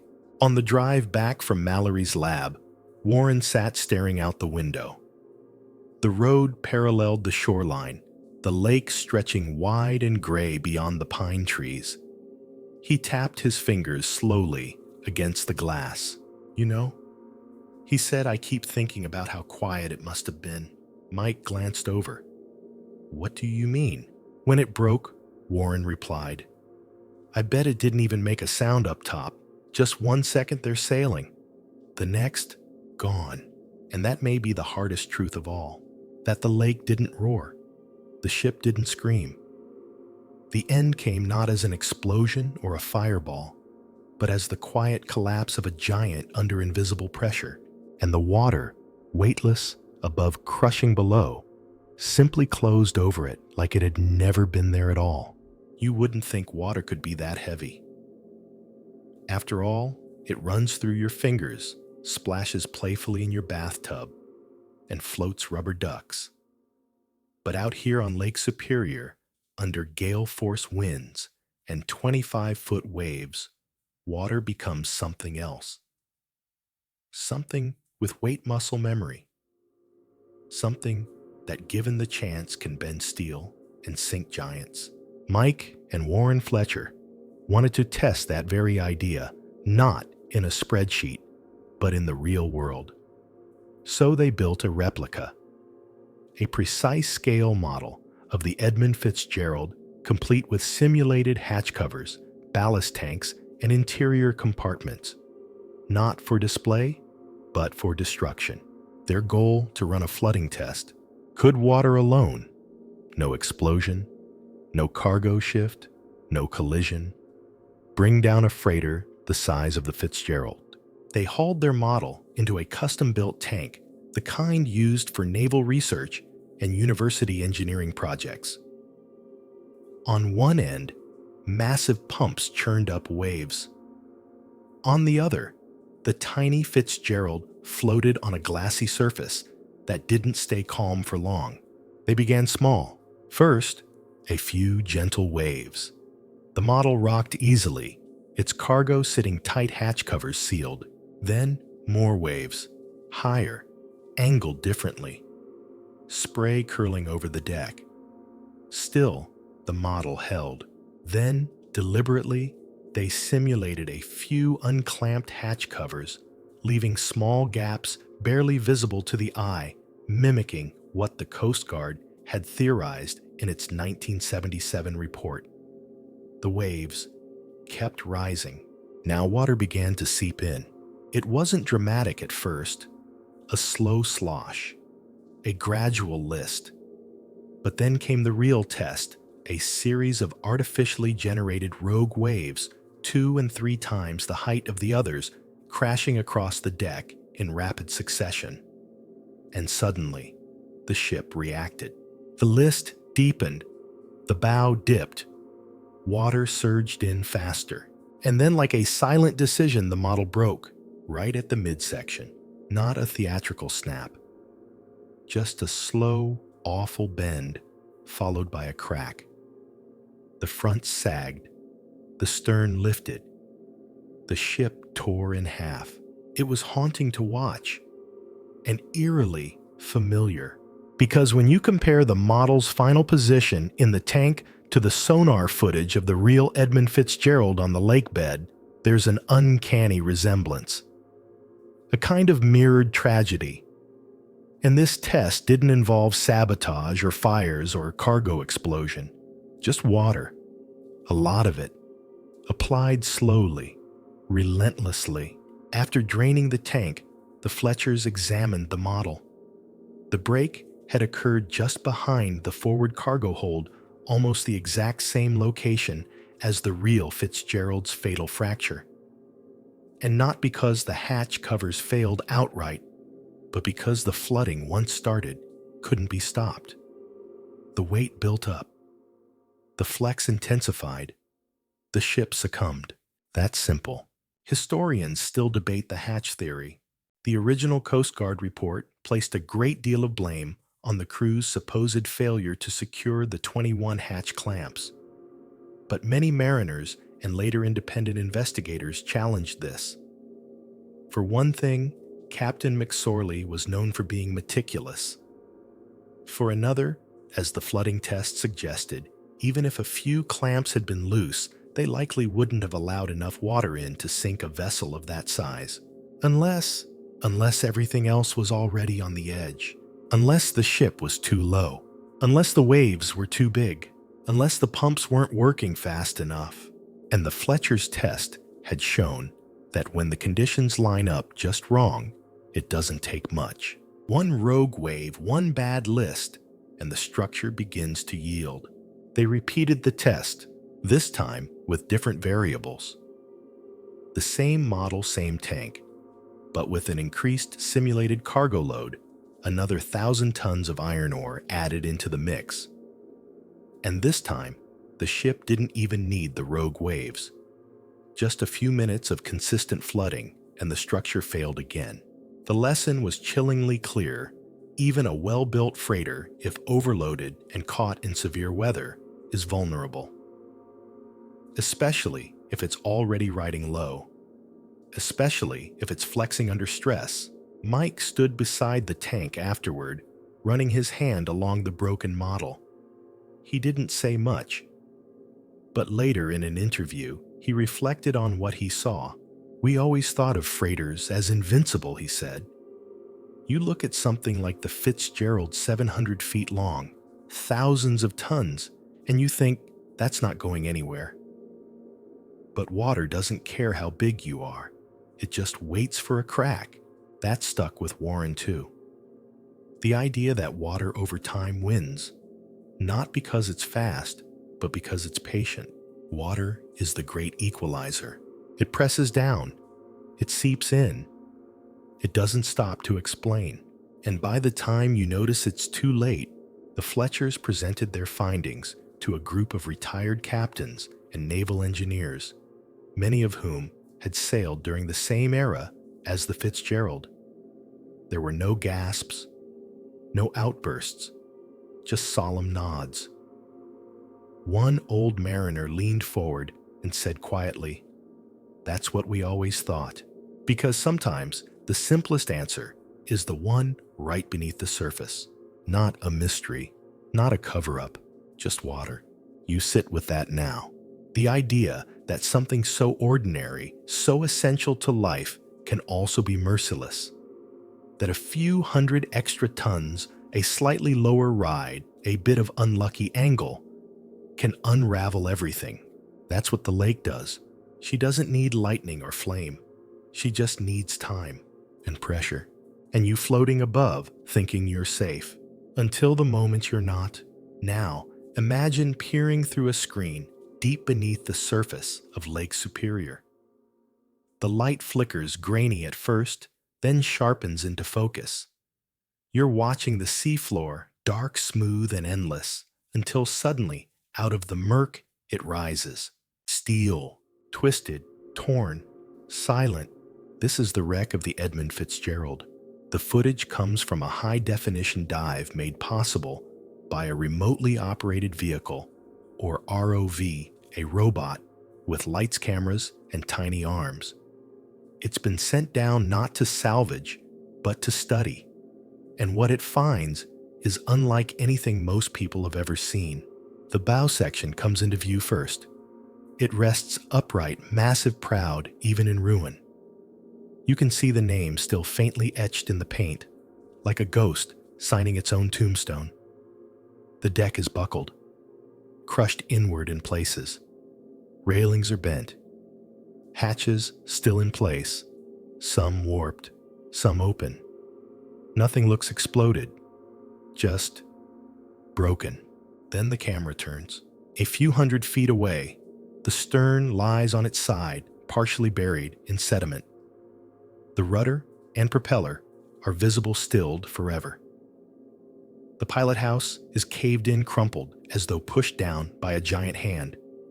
Around it, debris is scattered vents, lifeboat fragments, pieces of torn steel that once held back thousands of tons of ore. But here's the part that chills investigators even now, the debris field. Because it tells a story. If the Fitzgerald had struck the bottom hole and broken apart on impact, you'd expect a more compact wreck, a linear pattern with heavy pieces clustered near the point of descent. But that's not what this wreck shows. Instead, the bow and stern are separated by about 170 feet. And the twisted steel in between suggests something more violent, something airborne, something that snapped before hitting the floor. Historians still debate whether the Fitzgerald broke on the surface or after sinking. The Coast Guard's original report leaned toward a post-sinking fracture caused by the ship slamming into the bottom in one piece. But later, analyses including those by independent dive teams raised doubts, and then there's the testimony from Captain Bernie Cooper of the Arthur M. Anderson. He reported seeing rogue waves, 2 of them so large they washed over his ship's entire deck. He believed those waves struck the Fitzgerald just minutes before she vanished from radar. If true, that supports the surface break theory. But it's not just wave height that matters. It's what the wreck shows. Look closely at the edges, where the hull separated. The steel is torn outward, not just compressed. That suggests flexing twisting. The kind of force generated when a ship is bent in the middle, suspended between waves, the bow and stern lifted while the midsection dips like a bridge without supports. The dive footage reveals another clue: the position of the hatch covers. Many remain on the ship. Others are scattered across the lake bed but intact, not blown off, not smashed, just missing. And that adds weight to the idea that water didn't violently force its way in, but rather crept slowly until the structure failed. Warren and Mike Fletcher watched these dives multiple times, pausing at every detail. A dent in the starboard rail, a cracked window in the pilot house, the angle of collapse near cargo hold 2. Each element told a piece of the puzzle, but none told the whole story. So they started comparing not just footage from this wreck, but from others: the Daniel J. Morell, the Carl D. Bradley, and the Cedarville. All Great Lakes freighters, all lost under violent conditions, all broken in half. And what they found was unsettling. Each of those ships had a similar break pattern, always near the center, always during a storm, always without warning. And in every case, the initial investigation pointed toward human error, before later evidence revealed structural failures under extreme wave conditions. It's almost a pattern, almost. But even patterns can't explain everything. One of the most haunting moments in the Fitzgerald dive footage is when the ROV moves slowly along the edge of the wreck and catches sight of something small, a boot sitting neatly near a doorway. No foot inside, just the boot, upright, like someone had stepped out for a moment and never returned. That's the thing about deep water. It keeps things the way they were. In the pilot house, there are mugs still in the racks. In the crew quarters, a lamp still fixed to the wall. No bodies, no obvious signs of panic, just stillness. As if the ship froze in time the moment it broke, which might be exactly what happened. You watch the footage now, imagining the noise, the groan of rivets, the snap of steel, the rush of cold water smashing through the cargo hold. But all you hear is the hum of the ROV, the static of sonar, and the occasional startled intake of breath from the dive team. Because it's one thing to imagine a shipwreck, it's another thing to see it, real, torn, silent. And then someone says quietly, "It looks like she was ripped in half," and no one disagrees.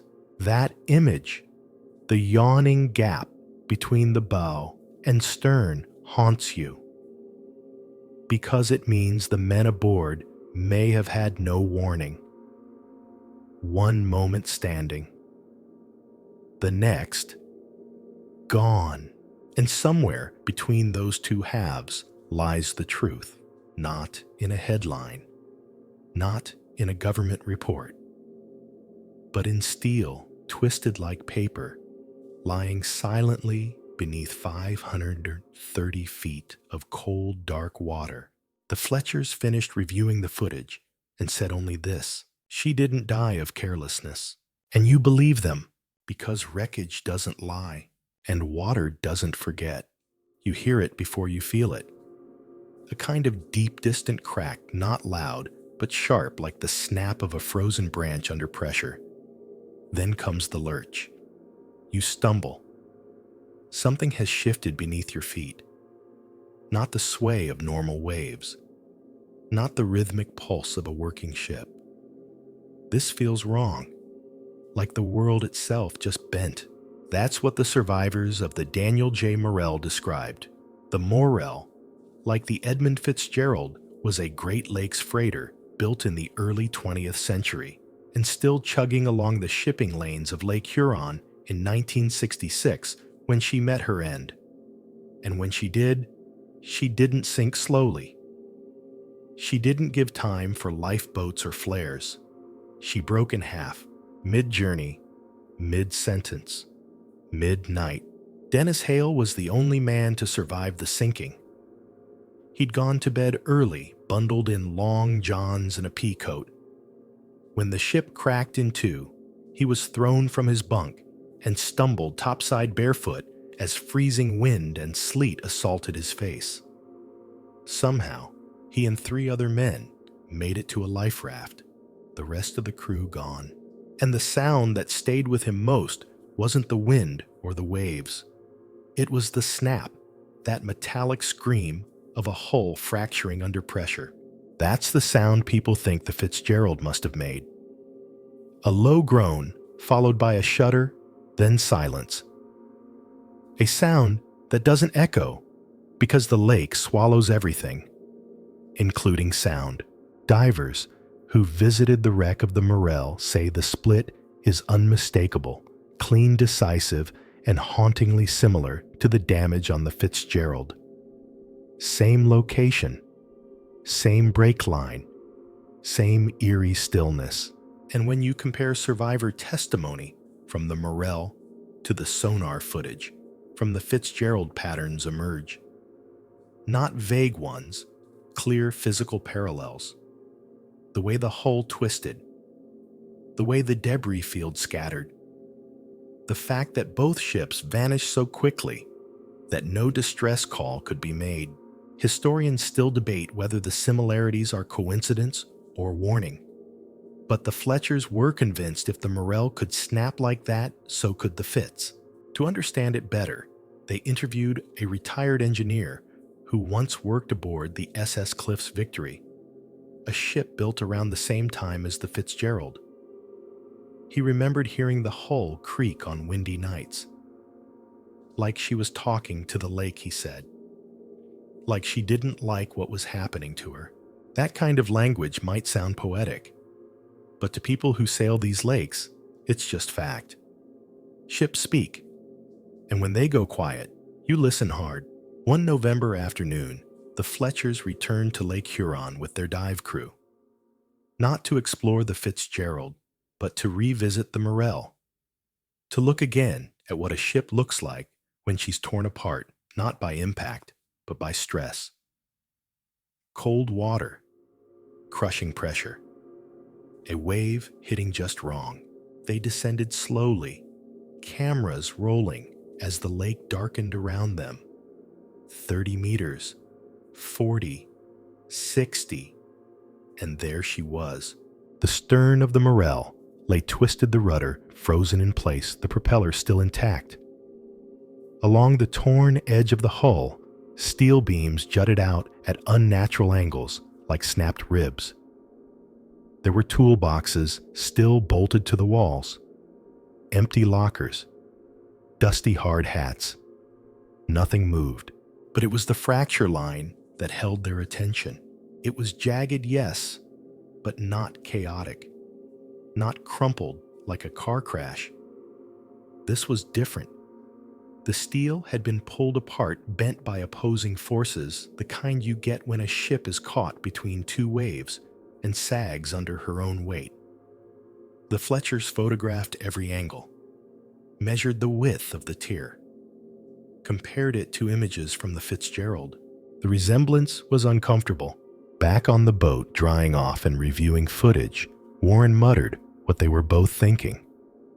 She didn't just sink. She broke. That's a difference worth repeating.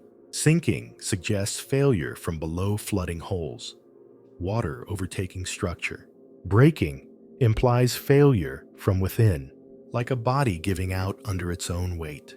And there's another clue from the Morell. Remember, Dennis Hale, the only survivor. He said the ship didn't pitch forward before breaking, didn't slam into anything, didn't make any warning sounds beyond that one terrible snap. It just gave out, he said. One moment he was in bed, the next he was in the water. Now consider the Fitzgerald. No mayday, no distress call, no reports of listing pitching or structural collapse. Just, we are holding our own. And then silence. One survivor, one snap, one terrifying pattern. So the Fletchers returned to their model tank. This time, they recreated the Morell using the same materials, same proportions, same weather simulations. Rogue waves, heavy cargo, sudden flex.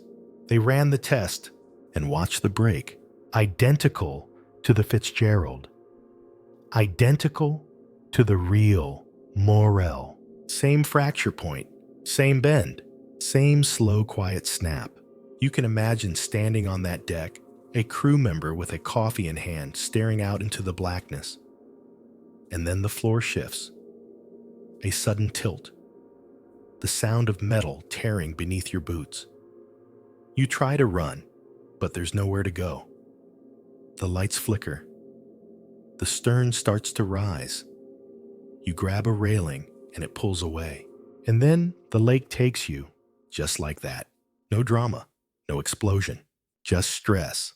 The kind of stress that builds over miles, through years of wear, through 1,000 routine journeys. Until one day, the ship can't hold it anymore. And in one long, dreadful moment, she breaks. You descend again, not through water this time, but into memory. Into steel corridors now filled with silence. You're diving the wreck of the Daniel J. Morell again. But today, the goal isn't the fracture or the cargo holds. It's the engine room.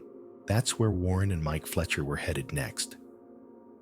The lower stern section of the Morell, which had somehow stayed upright after the break, contained the engine room and much of the ship's machinery. And it was intact, not completely, but enough that it felt inhabited, frozen in time. They descended slowly, following the guideline from the support vessel above. At 200 feet, visibility dropped.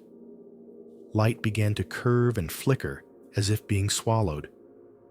And then metal. The hull rose out of the darkness like a cliff coated in fine silt and algae. The stern sat heavily on the lake bed, its propeller half buried in sand like it had been caught mid-kick. And from the base of the structure, a narrow corridor sloped down into the engine room. This was the space they had come for. Inside, the stillness was unsettling. Diving an engine room feels different than diving the open hull. Here, every footstep echoes. Every beam feels closer. The walls are thick with rust, the handrails slimy and cold. Pipes still line the walls like arteries. Gauges are stuck in place, the needles pointing to values that haven't changed in 50 years. And then you see it. The control panel. It's still bolted to the wall, a cluster of dials and buttons frozen in mid-function. The brass levers are dulled, but not broken. The engine room telephone, meant to reach the bridge, still hangs in place. Silent, the Fletchers hovered there, letting their lights scan the control area. Then they noticed something strange. The reverse lever was engaged. This was odd. The ship had broken in two. The bow separated, sinking fast.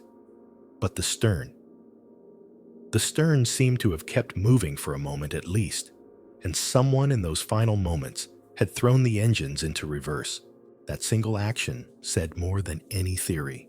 because it meant that even as the ship was breaking apart, someone in the engine room had tried to fight, tried to save the stern, tried to beach the ship maybe, or slow its drift to give the crew a chance to escape.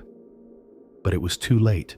Historians still debate whether this move delayed the sinking by seconds or minutes, but the Fletchers knew what it meant emotionally.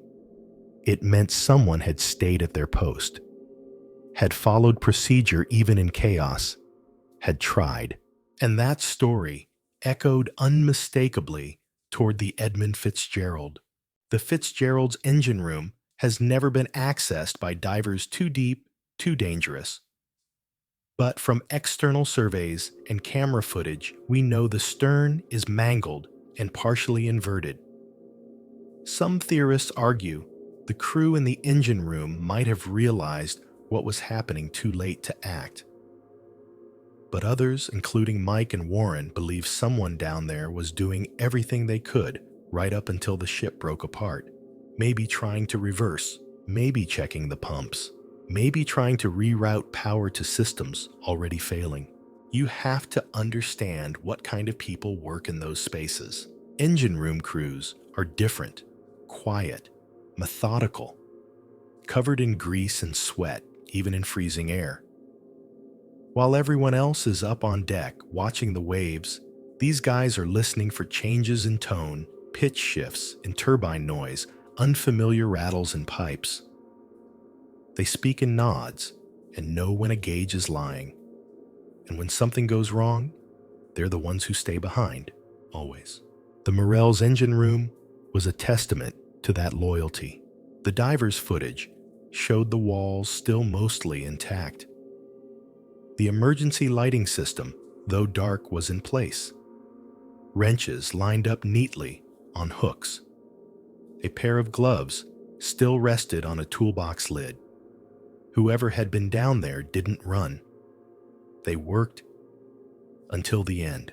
You wonder now what must it have felt like to be in that engine room, the ship groaning above alarms, shrieking, steel buckling, to hear the radio go silent, to feel the floor start to slant, and to know deep in your gut that she's coming apart. Do you panic, or do you reach for the lever? The Fletchers returned to the surface in silence. No high fives, no fist bumps, just quiet. Later, reviewing the footage, Warren paused the video at the reverse lever. He tapped the screen. There, he said, "That's the story. A single decision. A final effort. A moment of duty." And now, miles away, deep under Lake Superior, the Edmund Fitzgerald's engine room lies twisted and unreachable. But maybe, just maybe, there's a handprint still smudged into a steel valve. A gauge frozen at full thrust. An echo of a man reaching for the controls as the world came apart around him. And that's the difference between myth and memory. Myths tell of ships sinking into darkness with mystery and tragedy. Memory tells of men who stayed in the engine room, who reversed the engines, who tried. Because sometimes heroism doesn't look like saving the day. Sometimes it looks like one last motion made in the dark when no one is watching. The water's surface might look calm now, but history always lingers just beneath the ripple. And down there, where sunlight never reaches and pressure presses in like clenched fists, clues remain, not just in the shipwrecks themselves, but in what's been done to them. You see, the damage to the Edmund Fitzgerald wasn't only structural. It was strange. During one of the dives to the Fitzgerald's wreck site, the ROV camera drifted across something that made the whole control room go quiet.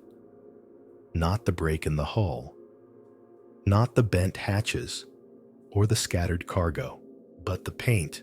About 20 meters up the side of the bow, there were massive scrapes, long, jagged patches of steel, completely stripped of their protective coating. Deep gouges, not from impact with the lake floor, but from something else. From pressure. from water, more specifically from waves. That kind of damage sustained that far above the waterline is unusual. It suggests that the waves weren't just splashing over the deck, they were hammering the entire ship from all directions, even clawing vertically up her sides.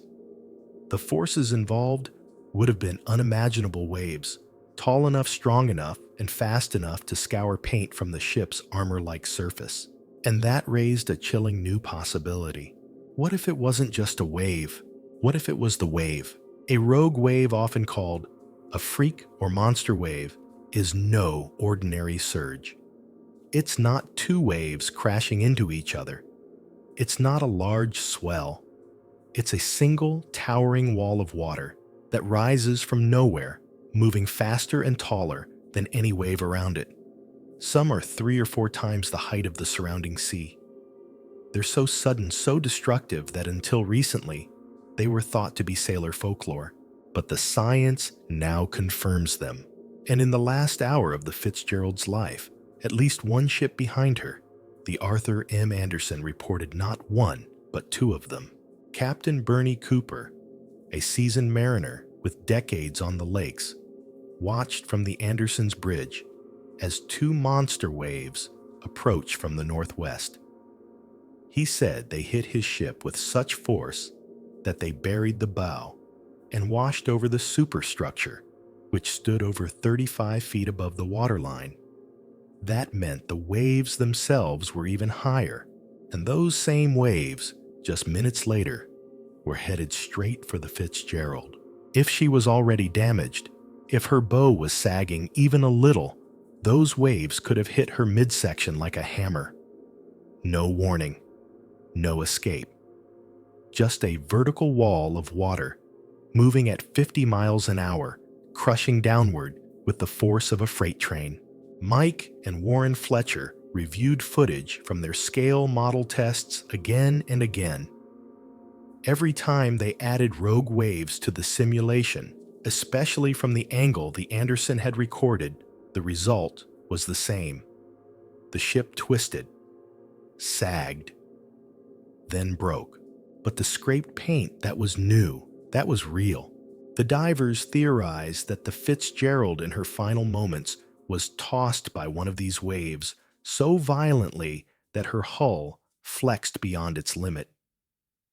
She may have been lifted out of the water entirely, at least partially, before slamming back down with enough force to jar loose rivets' crack welds and start the fatal bend. Historians still debate whether any one wave could have been large enough to break a ship of her size. But here's the terrifying truth. You don't need one wave to do it. You just need the timing to be perfect and terrible. Imagine the Fitzgerald cresting one wave, her bow riding high, then a trough. Then another wave hits not from the front, but from the side or the rear quarter. Suddenly her stern is lifted while her bow is still falling. The midsection becomes the hinge. Steel groans, and with thousands of tons of cargo pressing down, it all becomes too much. Snap. Water doesn't just damage, it scars. Those 20 meters of stripped paint, gouged and raw, are the scars of impact. The fingerprint of the lake, a piece of evidence as clear as any report, and it's not random. The divers mapped other areas where similar vertical scrapes appeared.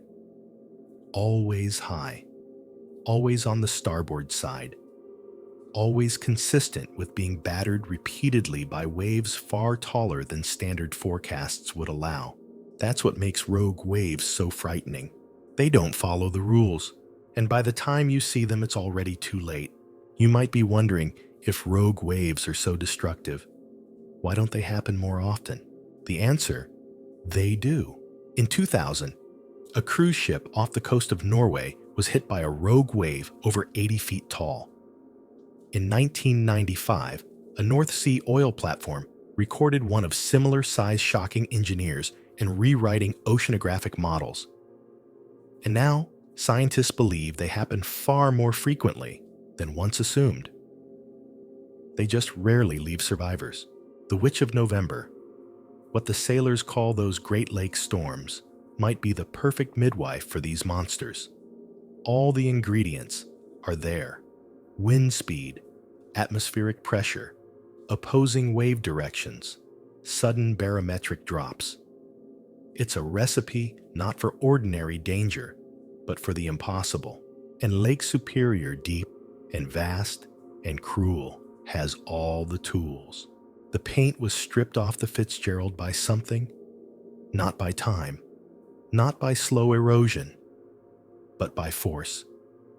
A sudden, blindingly powerful force. Water that didn't just roll over her, but attacked her, climbed her sides, shoved her down. In a way, those stripped sections are her final words. The ship didn't just sink. She fought. She was battered. She was overwhelmed, and the scars are still there to prove it. The Fletchers, watching the dive footage again that night, sat in silence. Warren whispered, "It's like the wave grabbed her and pulled." Mike didn't respond for a long moment. Then he said, "No. I think it slapped her down, hard." And they both knew that might be the closest anyone would ever get to the truth. Because in the end, the waves wrote their story in paint and steel. And the lake, as always, turned the page. By now, the story has taken you beneath the surface into the cold, pressure-thick blackness where wrecks lie broken and silent. But what if you could rewind the clock? Build the storm from scratch. Watch it grow from a gust to a gale. Feel it assemble in the air before ever touching the waves. That's what meteorologists and marine scientists are doing today. Not to speculate, but to model, recreate, rewind. Because understanding what destroyed the Edmund Fitzgerald also means understanding what was born above her.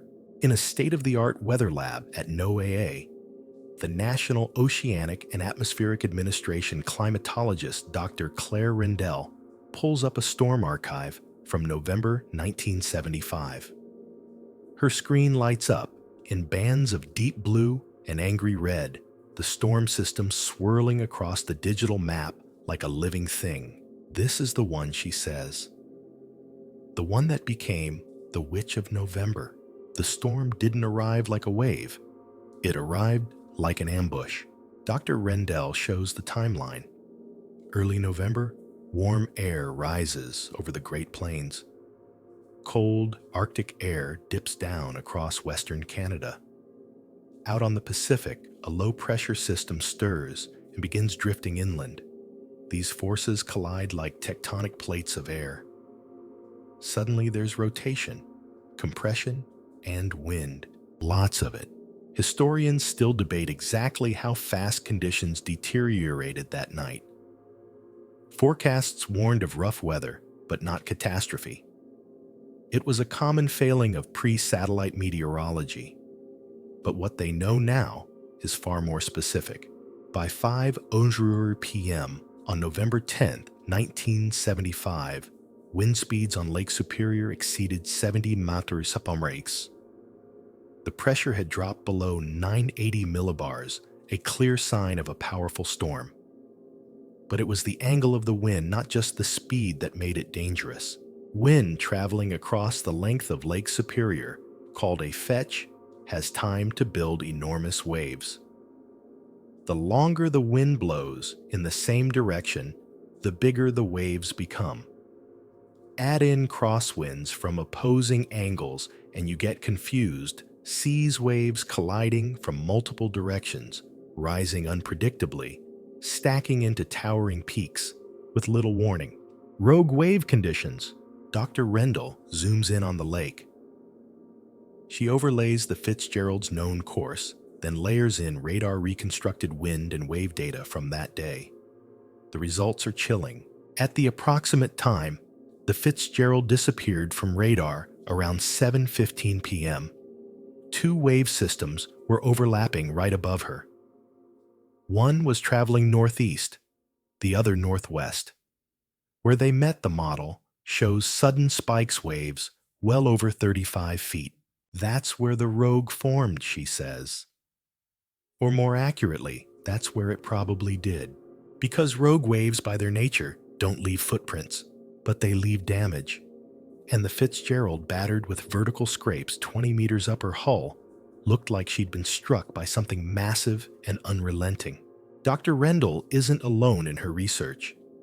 A team at the Canadian Hydraulics Center built a similar model and fed in all available data from the storm, wind speed, pressure, lake temperature, even the Fitzgerald's last known coordinates and speed. Their result? A single 35-foot wave traveling faster than the ship would have overtaken her from the starboard quarter, not head-on, not broadside, from the corner. The worst angle possible, because that angle doesn't just slam the bow. It twists the ship, forcing the stern and midsection in different directions. And when you're hauling over 26,000 tons of taconite pellets, twisting isn't an option, it's an ending. That's what makes rogue waves so sinister. They're not just big, they're unpredictable, and they don't travel alone. One of the long-standing myths among Great Lakes sailors is the Three Sisters, a trio of giant waves that follow one after another, the first two knocking a ship off balance, and the third delivering the final blow. It's more than folklore. It's been recorded. And in the 1975 storm, it might have happened again. Captain Cooper of the Arthur M.M. Anderson, following 15 miles behind the Fitzgerald, reported exactly that two massive waves that struck his ship so hard they buried the deck and shattered windows. And then a third wave, taller than the rest, broke clean across the wheelhouse. He called them the most frightening seas I've ever seen, and he believed those waves continued on in the direction of the Fitzgerald.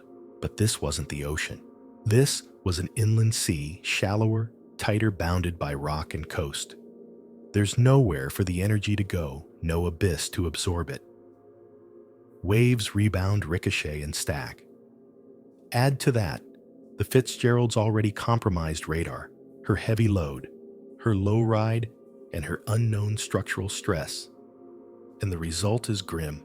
The witch didn't just scream. She built a monster, and the Fitzgerald was right in its path. The Fletchers watched these storm models in quiet awe. Because the storm, when you watch it sped up, doesn't look like weather. It looks like an intention, a slow winding up of fury, a hand tightening its grip. Warren said it first. She didn't stand a chance. The math, the wind, the fetch, the pressure systems all pointed to the same moment. A single rogue wave, perhaps two or three, at the precise place and time the Fitzgerald was already at her weakest. Mike turned back to the screen. "You know what gets me?" he said. Warren waited. She was 20 minutes from shore. That's the cruelest part. The Fitzgerald was nearing Whitefish Bay, her destination. Another 20 miles and she might have made it. Even limping, even damaged, they might have held on. But the storm wasn't finished yet. The lake was never finished. It never is. So now we know the lake was angry. But what about the sky? The weather that brewed the 1975 storm wasn't just bad luck. It was a recipe. A carefully measured convergence of heat and cold air and moisture, geography and timing. A cosmic shrug that turned into a scream.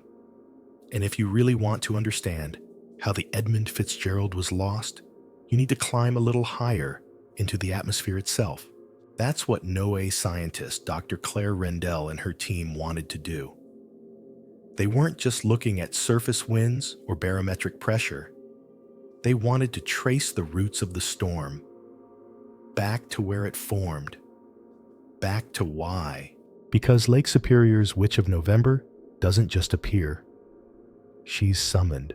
Dr. Rendell taps her keyboard and pulls up satellite reconstructions of the North American jet stream for early November 1975.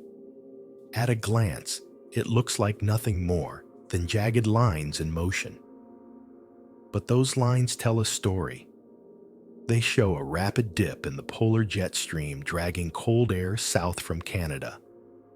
At the same time, the subtropical jet surged northward from the Gulf of Mexico, carrying warm, wet air from the Atlantic basin. When the two collided over the Midwest, they didn't just mix, they exploded. The result was a cyclonic system that intensified, rapidly feeding on temperature contrasts and wind shear. Meteorologists now call these events bomb cyclones, a storm system whose central pressure drops more than 24 millibars in 24 hours. The 1975 storm did that, and then some.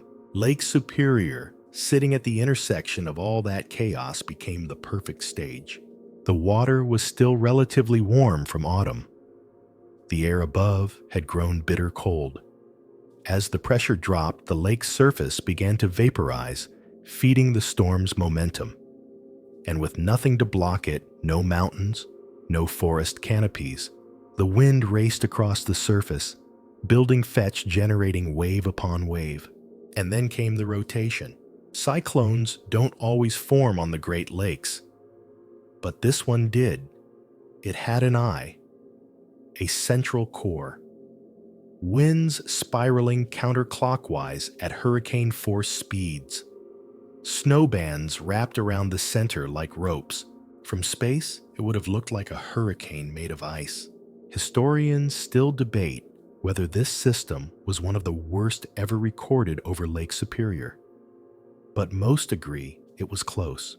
Warren and Mike Fletcher visited the NOAA Storm Research Facility to see the latest reconstructions. There they met Dr. Joel Serrano, a specialist in atmospheric modeling. He'd created a full 3D simulation of the 1975 storm using new supercomputer data. What they saw was sobering. In the animation, you watch the storm take shape, not suddenly, but with dreadful confidence. Cold air spills down from Manitoba. Warmth rises from the south. And then over Lake Superior, they meet and spiral. It's like a blender, Serrano says, but one where the ingredients punch back. The Fitzgerald in this digital reenactment is represented by a single moving dot. You watch it crawl across the storm map, holding its course, heading toward Whitefish Bay. And then the spiral tightens, the waves build, the pressure crashes, and the dot disappears. What's eerie is how quickly it all happens. In real time, it was maybe 15 minutes. In the simulation, it's a blink. The storm doesn't even flinch. It continues spinning northward, snowing on towns, ripping trees from the ground, icing over buoys. The Fitzgerald becomes just another data point, a casualty too small for the storm to notice. But to us, it's everything. The Fletchers asked Serrano whether a modern freighter could survive that same storm today. He shook his head. If you're already damaged, already taking on water, even with today's technology, I'm not sure it would matter.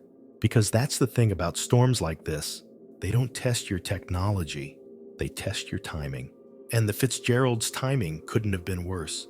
20 miles from safety, down a radar, riding low, crossing the exact patch of water where the two wave systems overlapped with rogue waves erupting from intersecting fetch angles. The storm, said Serrano, was a perfect machine of pressure and motion, and the Fitzgerald was in its teeth. Back at the lake's edge, Mike and Warren stood staring at the water. It was calm now, glassy. Gulls floated overhead. The shoreline was quiet, the air sharp with pine and iron. But they knew better. They knew that the calm wasn't peace, it was memory. Because a storm like that leaves fingerprints. Not just on the ship, or the families, or the lake floor, but in the very shape of the wind that follows. In the frost on the railings. In the bent trees along the shore. In the hush of sailors who sail those waters every November and glance at the barometer like they're checking a pulse You can't reason with a storm. You can only prepare. But in 1975, no one knew how far preparation needed to go. No one had seen a rogue wave that high, or a storm that deep.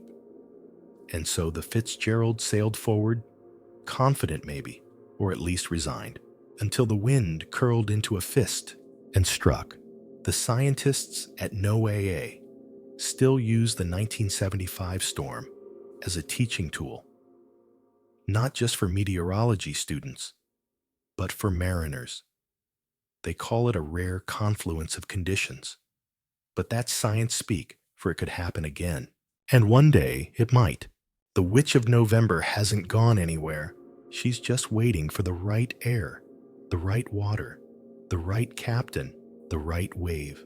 And when it happens again, the lake won't blink. She'll just close over.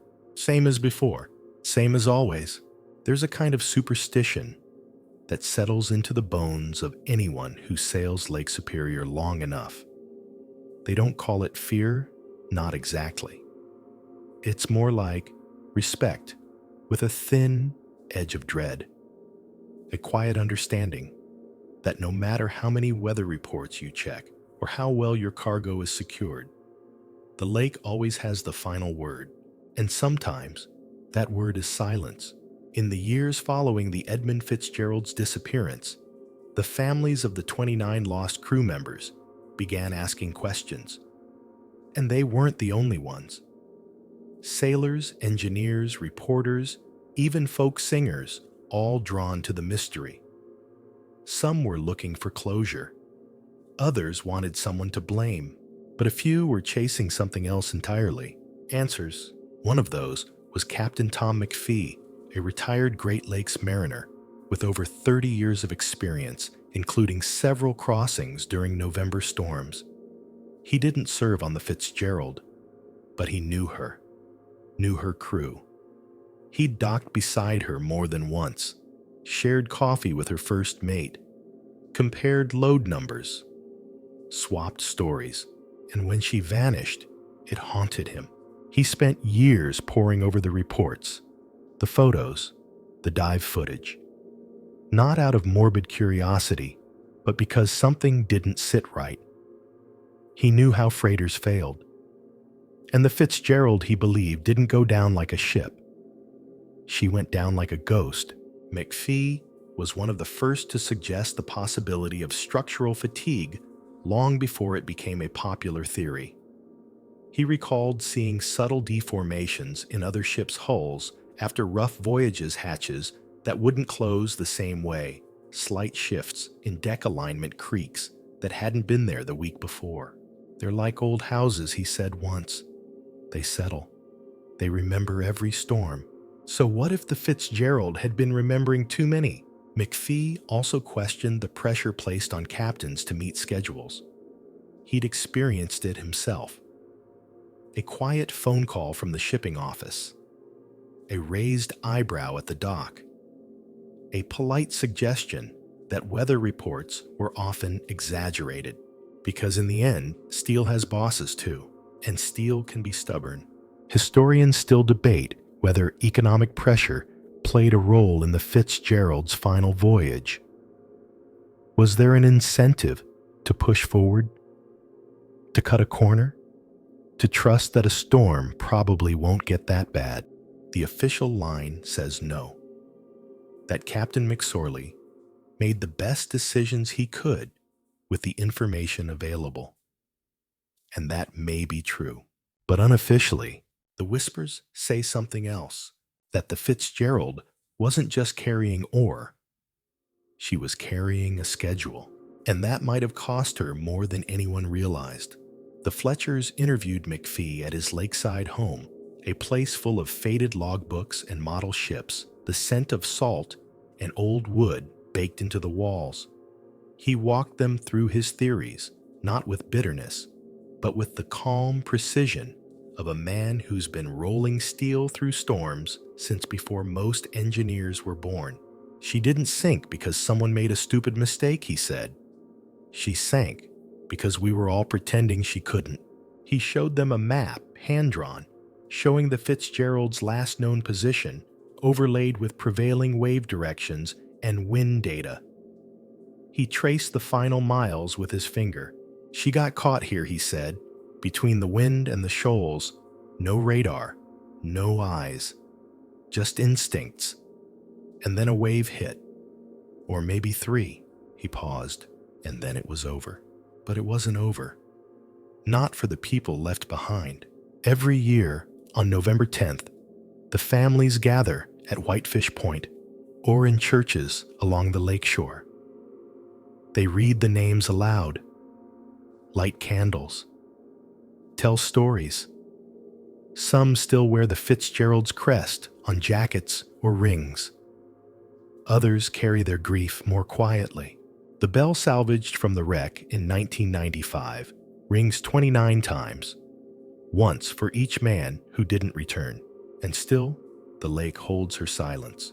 She offers no answers, just waves, just echoes. One of the younger sailors the Fletchers spoke with said he didn't even like to say the ship's name while underway. Too heavy, he said. Bad luck. He was joking. Mostly. Another told them that every time he passes over the coordinates, he steps out on deck just for a moment to look out across the surface and nod. Just a nod. A sailor's prayer. You might think this is all superstition, romanticizing a tragedy, projecting meaning where there is only nature. But spend enough time on this lake and you'll understand. You don't just sail on water. You sail on memory, and memory, especially on Lake Superior, has depth. The lake has never given up a body from the Fitzgerald. Her cold, oxygen-poor waters preserve everything. There's no decomposition, no bloat, no return. Her crew remains entombed, their boots still laced, their beds still made. Divers who visited the wreck site say it feels like entering a tomb. Not haunted, just paused, as if the men might return at any moment to resume their watch. That's what the lake does. It freezes the story mid-sentence and leaves the rest to us. McPhee closed his interview with a quiet thought. He stared out at the lake, watching the wind skip across the water, then turned to the Fletchers and said, "You know, the scary part isn't that we don't know what happened." They waited. "It's that we probably never will. Because the lake doesn't confess," she swallows. "And you standing on her edge or sailing her spine are just one more name she hasn't written yet. If you're the kind of person who listens closely to silence, then you'd hear something strange standing on the shores of Whitefish Bay. It's not the waves, though they roll in steadily. It's not the wind, though it snakes through the pine trees in low whistles. It's something else. A hush so deep, it feels like a breath held too long. Because here, just offshore, is where the Fitzgerald was supposed to arrive. She never did. That invisible arrival point became a symbol for everyone left behind. Families, friends, and strangers alike. For them, this was more than coordinates on a chart. This was the dock that never saw her lines thrown the port, that never caught sight of her bow, like the welcome that turned into a wake. In the years that followed, Whitefish Bay transformed, not into a bustling memorial with flags and monuments, but into a quiet shrine, a place where the story ends, not in shipwreck, but in absence. The Fletchers walked the shoreline at dawn boots crunching on frost-hardened sand.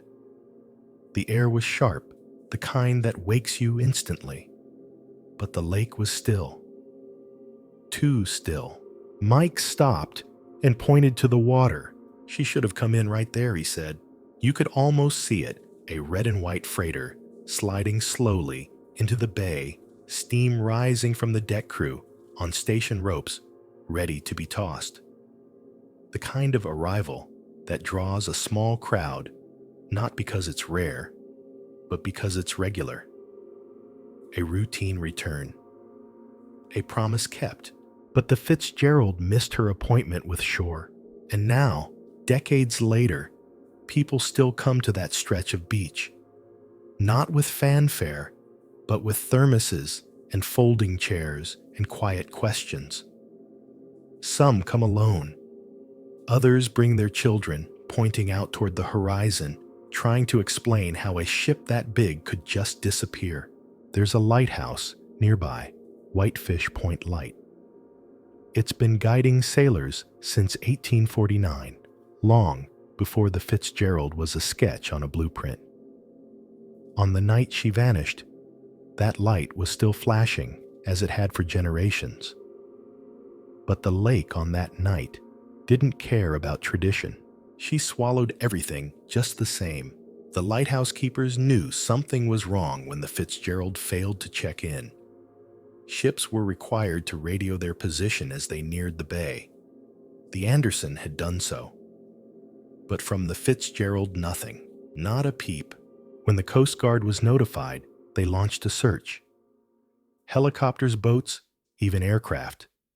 They expected wreckage, life rafts, survivors clinging to floating debris. But they found none of it. Only an oil slick and silence. Historians still debate why no distress signal was ever sent. The Fitzgerald was equipped with radio backup systems, even emergency flares, but none were used. It suggests something quick, something catastrophic. And from that, a haunting question. What did those last seconds feel like? The Fletchers spoke to trauma specialists and ship design experts alike, trying to understand the psychology of a sinking ship. The consensus was chilling. If the Fitzgerald broke on the surface, one expert said, then the crew had, at most, 15 seconds. Probably less. 15 seconds. That's not enough time to send a mayday. Not enough time to reach the lifeboats. Not enough time to get your boots on. Maybe just enough to realize there are stories, maybe myths of crewmen seen in dreams or whispered about in bars, of last-minute sightings, ghostly messages. One widow said she woke suddenly at the exact moment the ship vanished, her chest tight, her room filled with the scent of salt and steel. Of course, no one believes those stories officially, but unofficially, the lake doesn't just take. She lingers. Inside the Great Lakes Shipwreck Museum at Whitefish Point, you can see the bell of the Edmund Fitzgerald. It was recovered in 1995 by a dive team led by the Fletchers. That bell had rung every day of the ship's life from launch to last breath. Its final chime on the night of the sinking was never heard, until now, because each year at the annual memorial, the bell is rung 29 times, once for each man. The sound is low resonant, almost round. It echoes through the pine trees and across the water. And if the lake is quiet enough, the bell seems to hang in the air, trembling, like it doesn't want to leave. On the 30th ring, the museum staff adds a final toll for all sailors lost on the Great Lakes. That's hundreds of men, and some women too. People lost not just to storms, but to fog, to fire, to ice, to the cruel math of bad decisions, and always to time. Time dulls the edges of tragedy. That's what they say.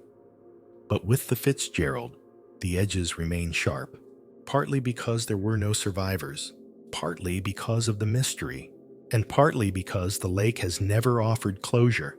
The wreck is down there. We know where. We've seen it, documented it, scanned it, debated it, but we still don't understand it, not fully, and maybe we're not supposed to. Mike and Warren stood beneath the lighthouse that morning, watching the sunlight finally break over the horizon. The water caught, it shimmered, then returned to stillness. She was so close, Warren said. Mike nodded. Too close. It's the cruelest detail in the story that the Fitzgerald was within sight of the shore when she broke. that her bow may have risen out of the water for the last time with the safety beacon of whitefish light blinking in the distance. A beacon she couldn't reach. There's an old mariner's saying, "The sea doesn't like to be crossed. She only lets you pass." Lake Superior is the same. She lets you through until she doesn't. And on the night of November 10th, 1975, the Edmund Fitzgerald asked for passage, and the lake said no. You've probably heard the song. That soft, solemn ballad drifting through static radio or crackling from an old vinyl. The voice low and haunting, like someone reading a eulogy into the wind. The legend lives on, from the Chippewa on down, of the big lake they call Gitche Gumee, Gordon Lightfoot. His song, "The Wreck of the Edmund Fitzgerald," came out less than a year after the tragedy. And for most people, it's how they learned about the ship in the first place. Not from news reports, not from Coast Guard documents, but from music, because music remembers what facts sometimes forget. When Lightfoot heard about the wreck, he was devastated. Like many Canadians, he had grown up around the Great Lakes, seen the freighters slide in and out of harbors, and felt the deep presence of the water. The story of the Fitzgerald struck him like a bell. So he sat down, and in a matter of hours, he wrote a song that would carry that story around the world. Historians still debate some of the song's details. It's not all literally correct. Lightfoot took creative liberties, referencing a crewman who complained of feeling ill or suggesting the church bell chimed before news even broke. But that's not the point. The song doesn't explain the tragedy. It mourns it, and that's something statistics can't do. Lightfoot's lyrics tapped into something timeless, this idea that nature isn't always poetic, that sometimes it just takes no warning, no logic, no fairness, just one moment you're sailing, and the next you're not. The song became an instant hit. Radio stations played it on loop. Schools taught it in music class. Sailors wept over it in bars. Even today, you'll find vinyl copies in old jukeboxes around the Great Lakes waiting quietly to be played. Mike and Warren Fletcher often talk about how the song shaped public memory. It wasn't the wreck itself that cemented the Fitzgerald in the popular consciousness, it was the melody, the mood, that gentle grieving chorus. Lightfoot didn't just make people aware of the tragedy, he made them feel it. The first time Warren visited Whitefish Bay, he played the song on a cassette in his truck as he pulled up to the lighthouse. He said he couldn't finish it. Not that day. The lyrics became too heavy once he stood there looking out at the real water. The place where the ship should have arrived. The place where it didn't. There's a line in the song that sticks with you, long after the last chord fades. Does anyone know where the love of God goes when the waves turn the minutes to hours? It's not a theological question. It's an emotional one. It asks what we all ask when something awful happens for no reason. Where does meaning go when nature doesn't leave us any? The Fletchers have played the song during dives before descending into the cold black. Not every time, but often, like a kind of tribute, a call to the deep, a reminder that this ship isn't just steel and rust. She's memory, she's music, she's myth. And what Lightfoot gave her was a second life, one that could be played in kitchens, sung by children, hummed by sailors rounding Point Iroquois. He gave the lake a voice and gave the silence beneath it a song. When he passed away in 2023, many news outlets noted how tightly his name had become linked with the Edmund Fitzgerald. Some even called it his finest elegy, a tune that outlived its writer, as all great songs do. But here's the part that not many people know. Lightfoot revised the lyrics later in life, after the official report from the Coast Guard placed partial blame on the crew for failing to secure the hatches, his line. At 7 p.m., the main hatchway caved in became controversial. Sailors pushed back. Families were offended, and Lightfoot listened. He quietly altered the lyric for live performances, changing it to a more neutral line. At 7 p.m., it grew dark. It was then, he said, he didn't have to. But he did, because to him, the story mattered more than being right. It mattered to tell it honorably. That's a lesson in itself. You can't always control the facts, but you can control how you carry them. Mike once said, that song did more to preserve the Fitzgerald's legacy than any investigation ever could. Because investigations close cases, songs keep them open. And maybe that's what we need. Not answers, but echoes. When the bell rings 29 times each November, you'll often hear someone humming the song in the background. Not loudly, just under their breath. Like a lullaby for the ones still below. And if you stand very still on the rocks at Whitefish Bay, after the bell has tolled and the crowd has gone, and the only sound left is the lake curling against the shore, you might catch it too. A line, a note, a whisper of a song written for the ones who never came home. A melody sinking slowly forever, anchored in 530 feet of water. Steel rusts. Paint fades. Even memories soften around the edges. But names can last forever if we give them somewhere to stay. That's what the Great Lakes Shipwreck Museum decided to do when they opened their memorial hall. Not just a room with plaques, but a quiet, dimly lit space where each of the 29 men lost on the Edmund Fitzgerald is honored not as a statistic, not as a line in a report, but as a person. You walk in, and the air shifts. Not colder exactly, just slower, like time itself agrees to quiet down for a minute. The names are carved into polished wood. Beneath each one, a photo if available. Some are formal headshots. Others look like snapshots from cookouts or holiday gatherings. Smiles frozen in time, unaware of the storm waiting up ahead. Warren Fletcher said he was surprised the first time he visited, not by the names, but by how young some of the crew looked. There's a picture of a guy in a jean jacket barely older than I was when I first dove, he said. It's not what you expect. You think grizzled sailors, but some of them were just kids. Indeed, the youngest crew member was 21. The oldest was 63. You can see their positions: chief mate, wiper, porter, steward. Each job critical, each man vital to the rhythm of the ship. When the Fitzgerald sailed, it did so because all 29 of them knew their roles, knew each other's rhythms, shared the long hours and the long jokes that only make sense out on the water. To see their names all in one place is sobering and necessary, because the deeper you dive into the story of the Fitzgerald, the more you realize it's not about how she sank. It's about who she carried.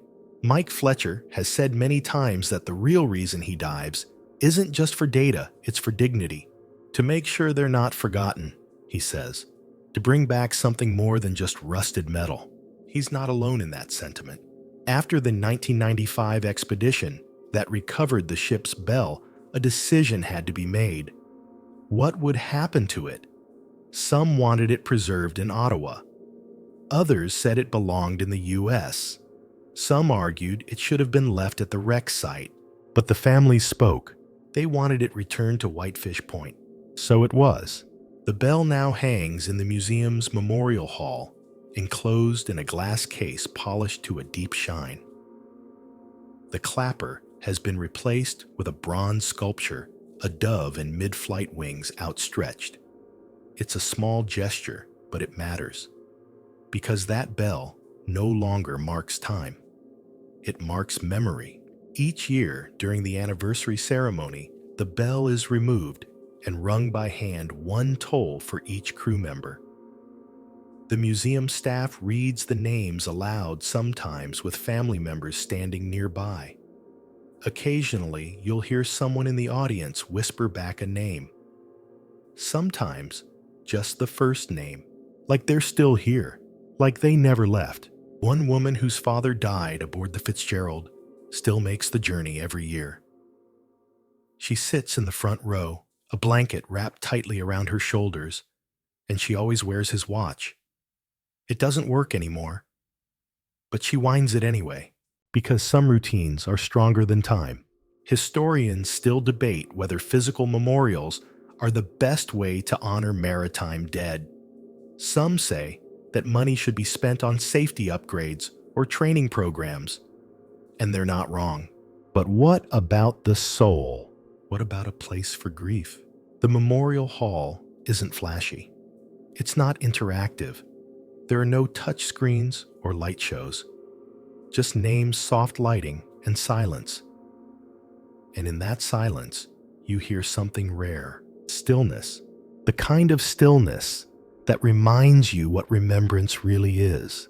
Not a statue, not a plaque, but the act of stopping long enough to speak a name, to feel its weight in your mouth, to imagine the person behind it, their laugh, their habits, the way they probably missed home even before the storm rolled in. That's the thing about sailors. They leave knowing they might not come back, and they go anyway, because someone has to carry the oar. Someone has to face the lake. Someone has to believe they'll make it through. The bell is rung. The names are spoken. The crowd disperses. But the names stay on the wall, year-round, waiting for the next visitor to come and stand before them. Warren once said, "We spend so much time talking about how they died. This place reminds us how they lived."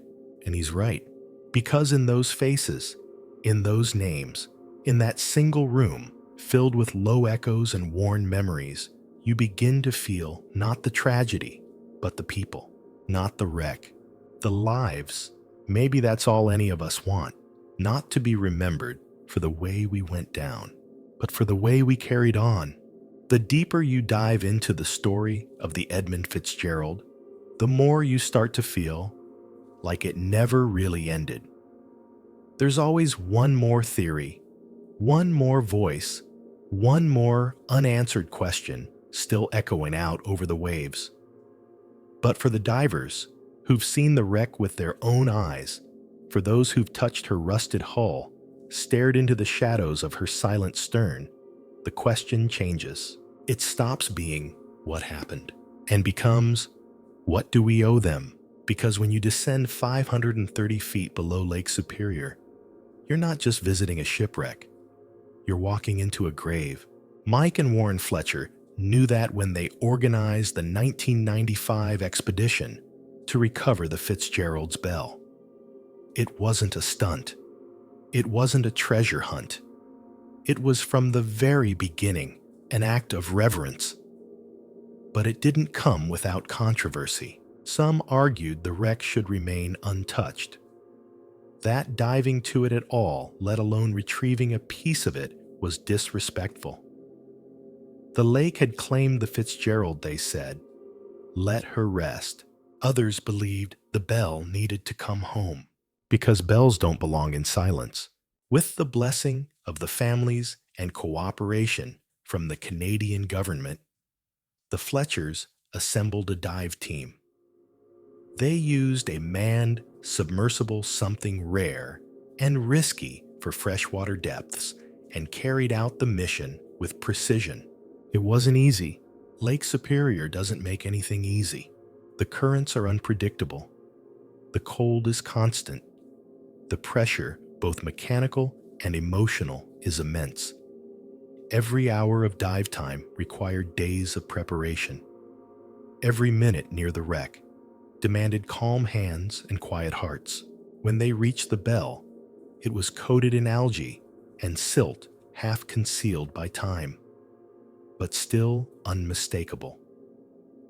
The words Edmund Fitzgerald etched into its surface were as legible as the day she went down.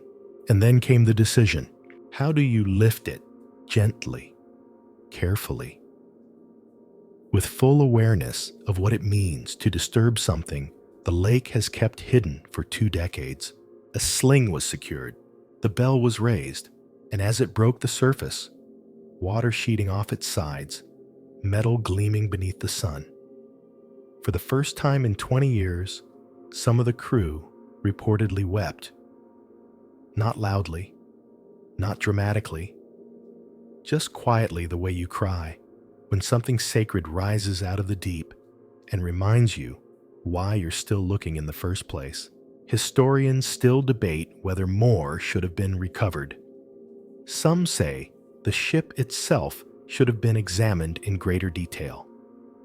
Others argue the wreck should have been sealed off forever. But for the Fletchers and for many families, the bell was enough. Because it rang, it could still ring. And in ringing, it could say everything words had failed to capture.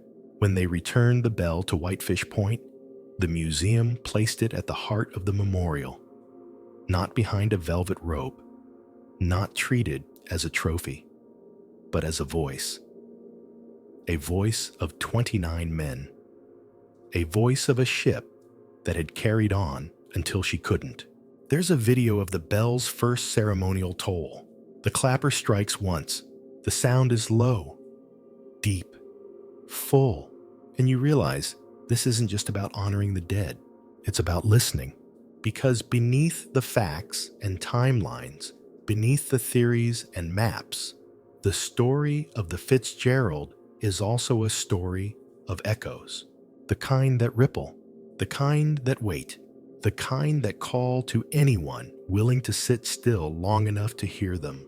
Years later, the Fletchers returned to the wreck, but this time with different eyes. They weren't there to retrieve or explore. They were there to check in, to see how the lake had treated her since. What they found was remarkable. The ship hadn't changed much. The cold, oxygen-poor waters of Lake Superior had preserved her. The hull was still split, the cargo still in place, the pilot house still crushed. But nothing had been scavenged, nothing vandalized. The lake had kept her intact, like she knew, like she understood, that this was a resting place, not a ruin. And down there among the rust and the darkness, the Fletchers felt something else. Not fear, not awe, stillness. Mike later described it as the quietest place on earth. No movement, no fish, no currents, just the sound of your own breath and the long echo of something that ended too quickly. And maybe that's what stays with you after all the theories are done and the data is processed and the news articles fade. That silence, not as a void, but as a presence.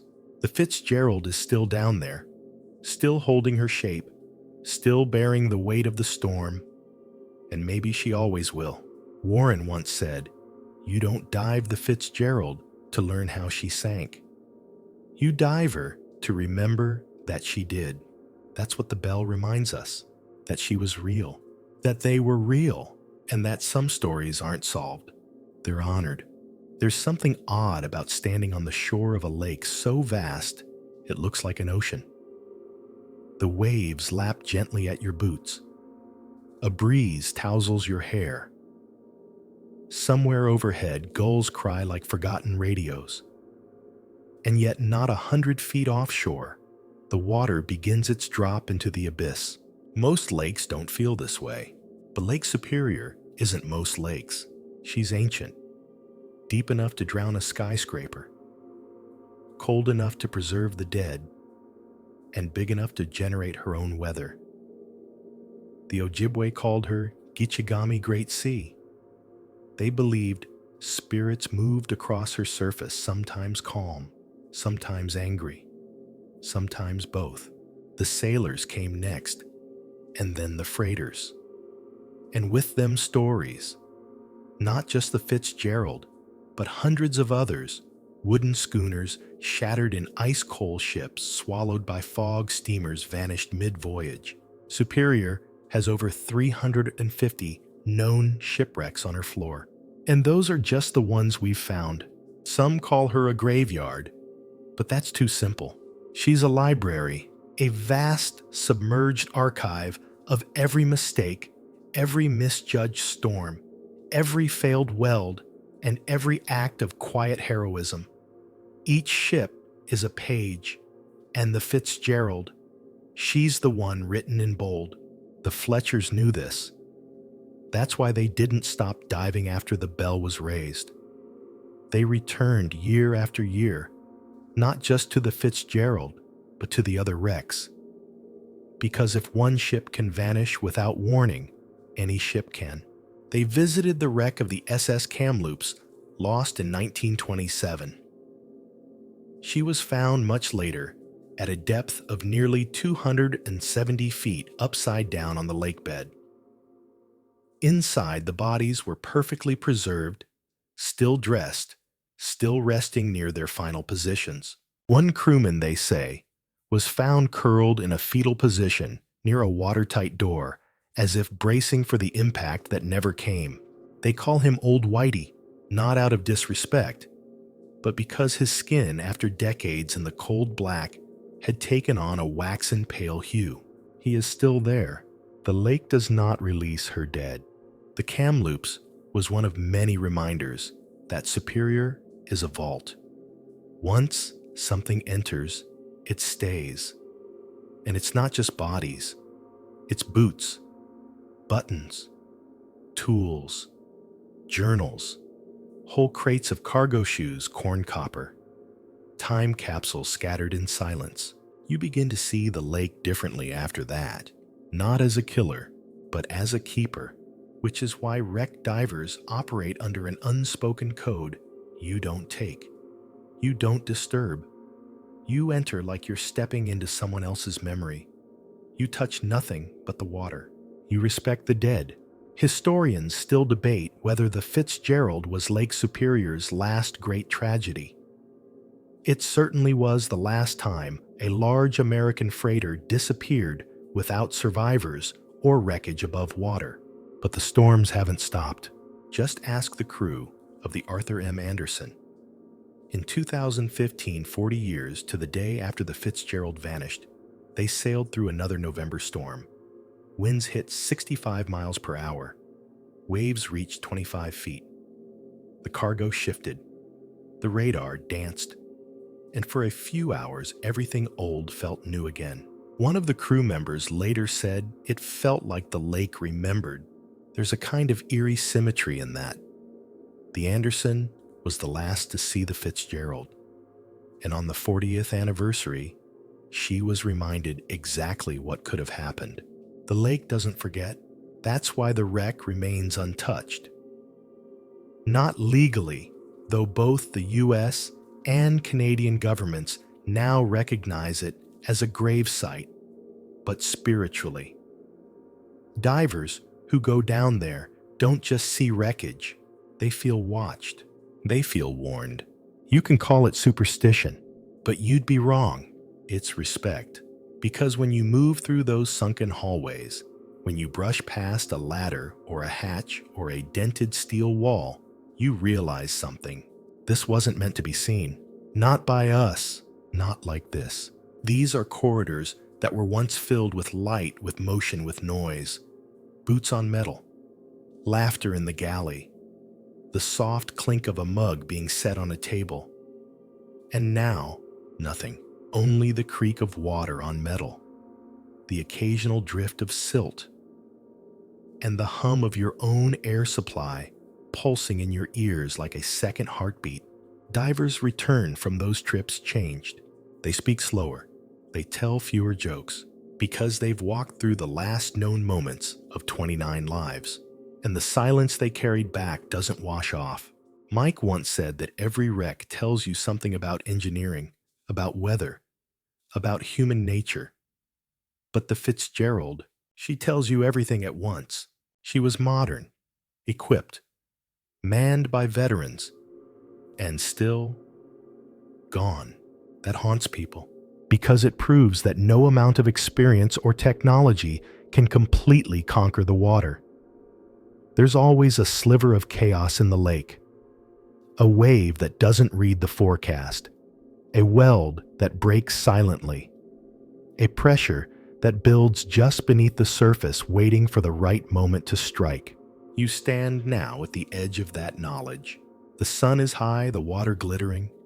It looks beautiful, and it is. But beautiful things can still break you. Just ask the Fitzgerald. She was a marvel once, a floating cathedral of commerce.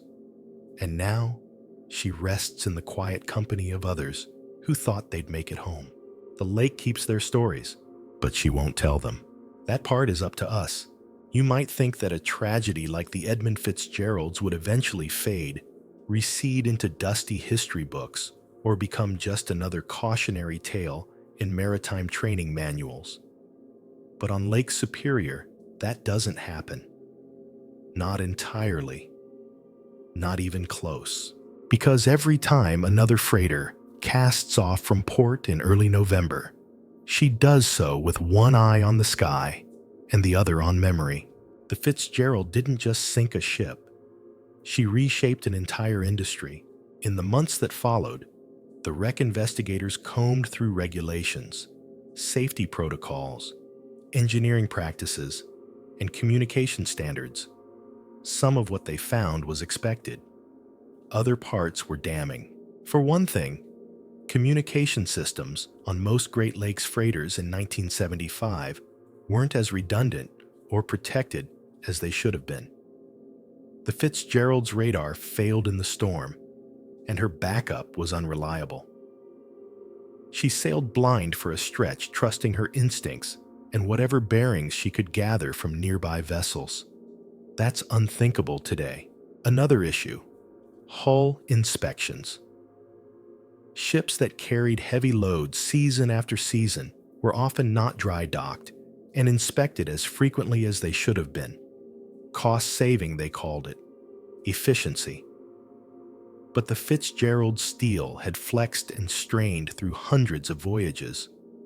Her welds were scalloped, not reinforced. Her deck was lower than intended due to loading allowances that had crept upward year after year. When she went down, regulators took notice. Historians still debate whether the reforms that followed were spurred by outrage or guilt.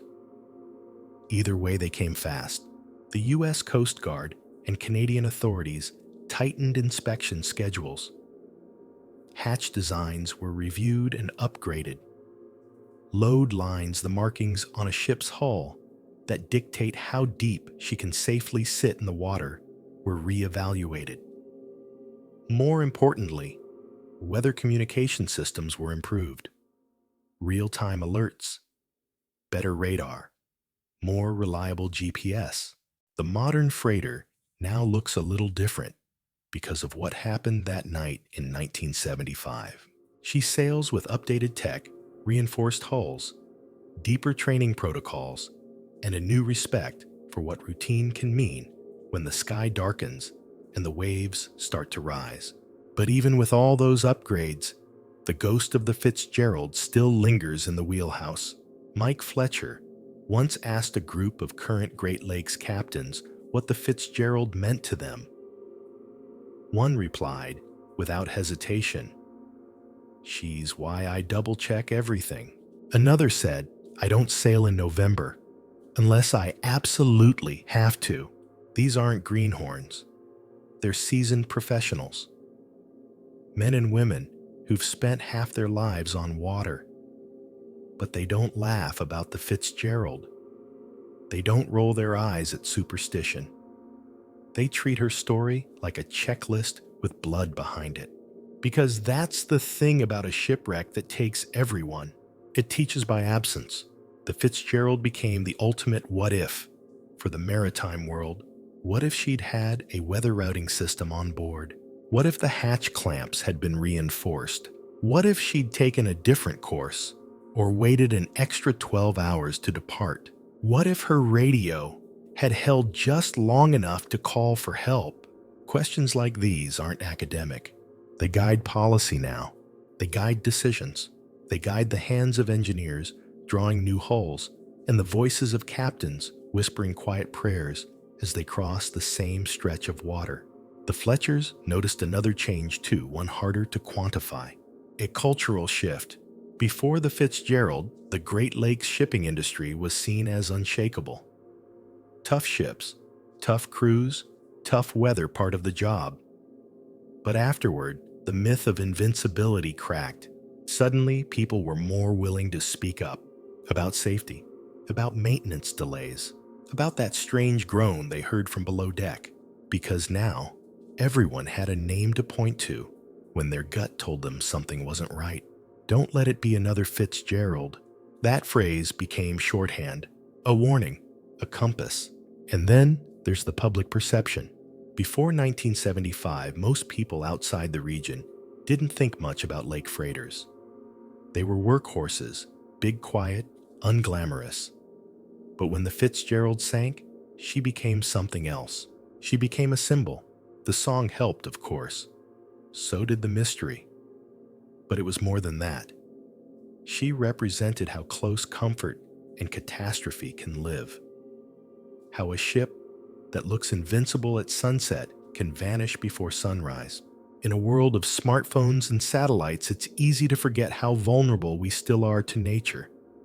The Fitzgerald reminded us, still reminds us, every time the wind shifts, every time the lake growls, every time a ship doesn't respond on the radio right away.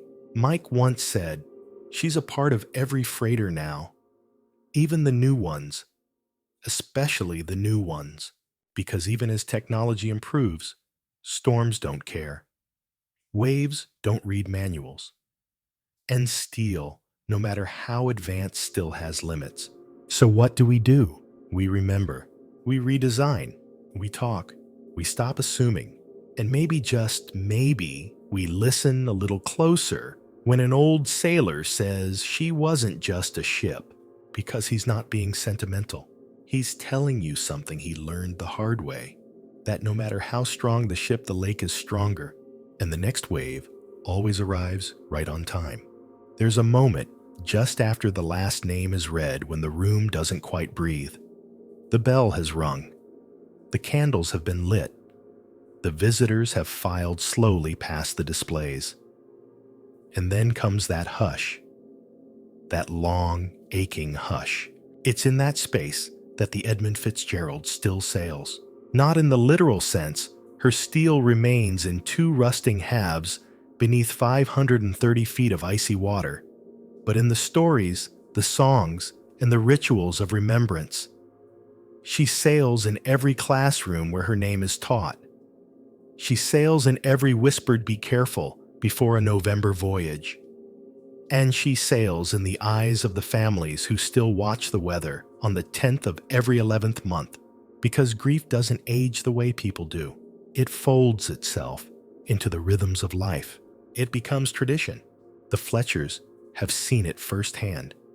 They've attended the memorials, walked the shoreline, shaken hands with sons and daughters, nieces and nephews of men they never met, but somehow came to know. Over time, these annual gatherings at Whitefish Point evolved from solemn commemorations into something more communal, like a reunion, a wake with hugs. There's coffee in thermoses, fold-out chairs, storytelling, but always beneath it, the weight of loss and the refusal to let go. Mike once remarked that the men of the Fitzgerald weren't remembered because they died at sea, but because they became part of something bigger than themselves. They're not just names on a list, he said. They're a reason to ask better questions. Questions like, how do we balance efficiency with safety? How do we ensure the weight of cargo doesn't outweigh the value of a crew? How do we speak up when something feels off, even when no one else is saying anything? Because that's one of the lingering legacies of the Fitzgerald, the cautionary silence. She vanished without a mayday, without a call for help, without even a flare fired into the black. And so, for many, the lesson isn't just about engineering, it's about voice. A reminder that when the pressure builds, when the radar flickers, when your instincts start to tap nervously at the back of your neck, it's okay to speak. It's okay to say, something's not right. And maybe that's the part of the story that lands hardest. The not knowing. The endless string of maybes. Maybe the clamps failed.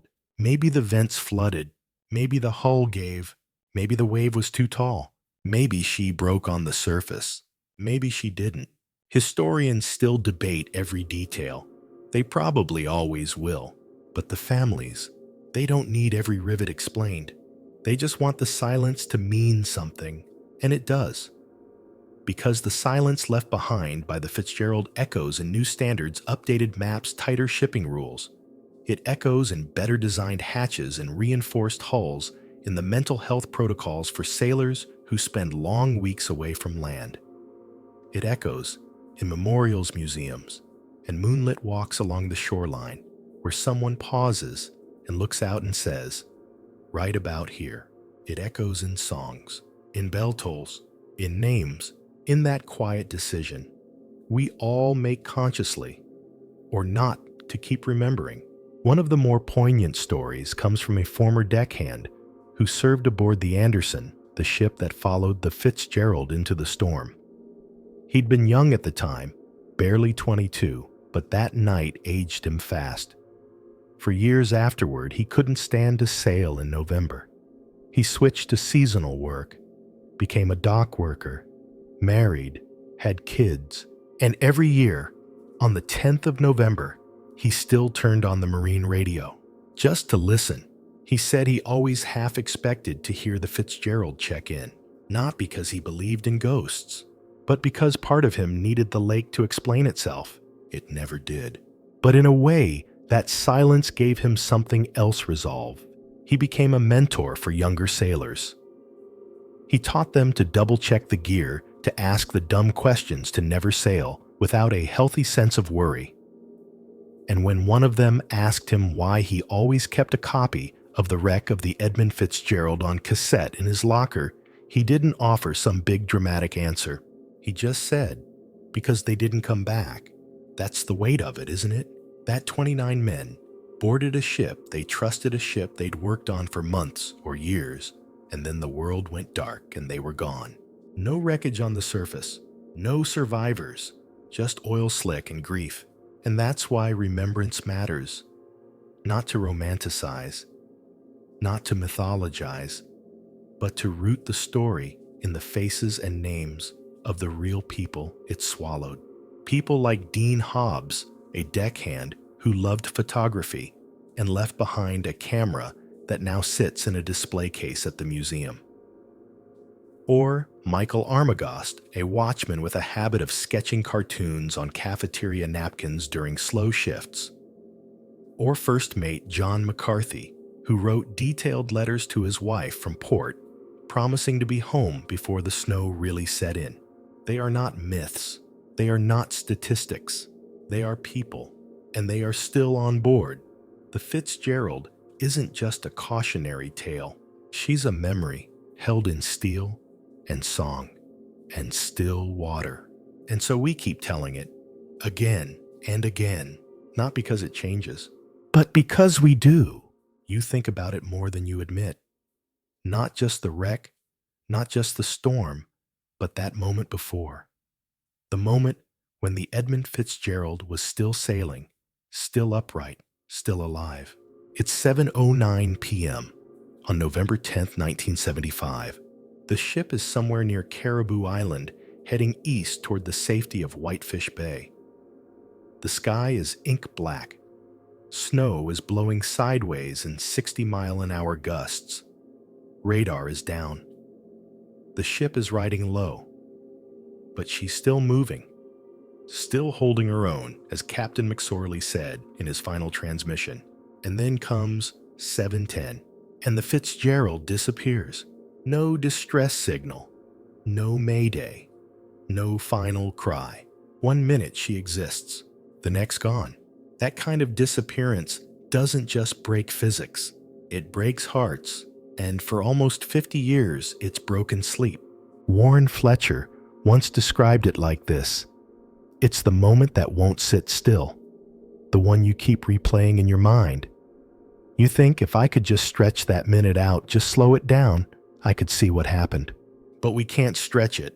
We can only fill in the darkness with what we've learned from sonar scans, from dive footage, from the physics of rogue waves and the language of steel, from the bell that rang 29 times, from the wreck still lying in place, unbothered by theories, and from the people who knew her.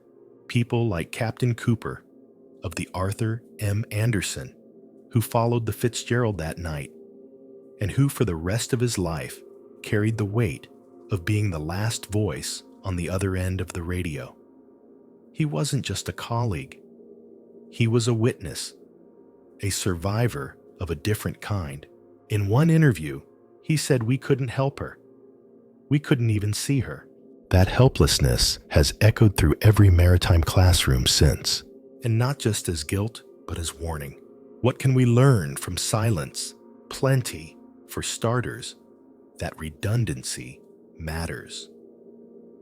After the Fitzgerald backup radar became standard, weather routing software was developed. Real-time communications between ships and shore were prioritized. But beyond the tech upgrades, there was something else, a shift in mindset.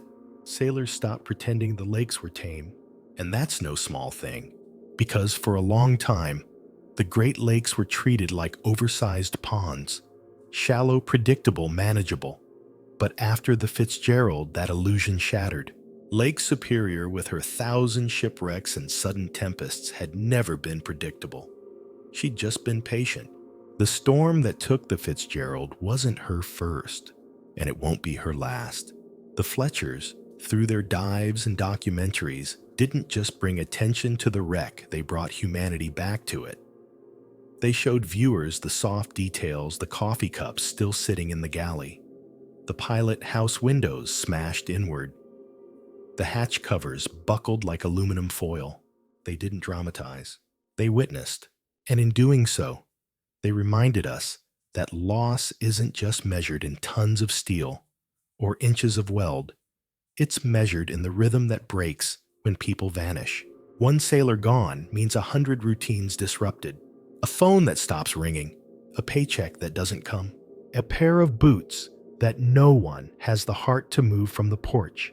That's why the Fitzgerald matters, not just as an engineering failure or meteorological anomaly, but as a human moment that keeps rippling forward.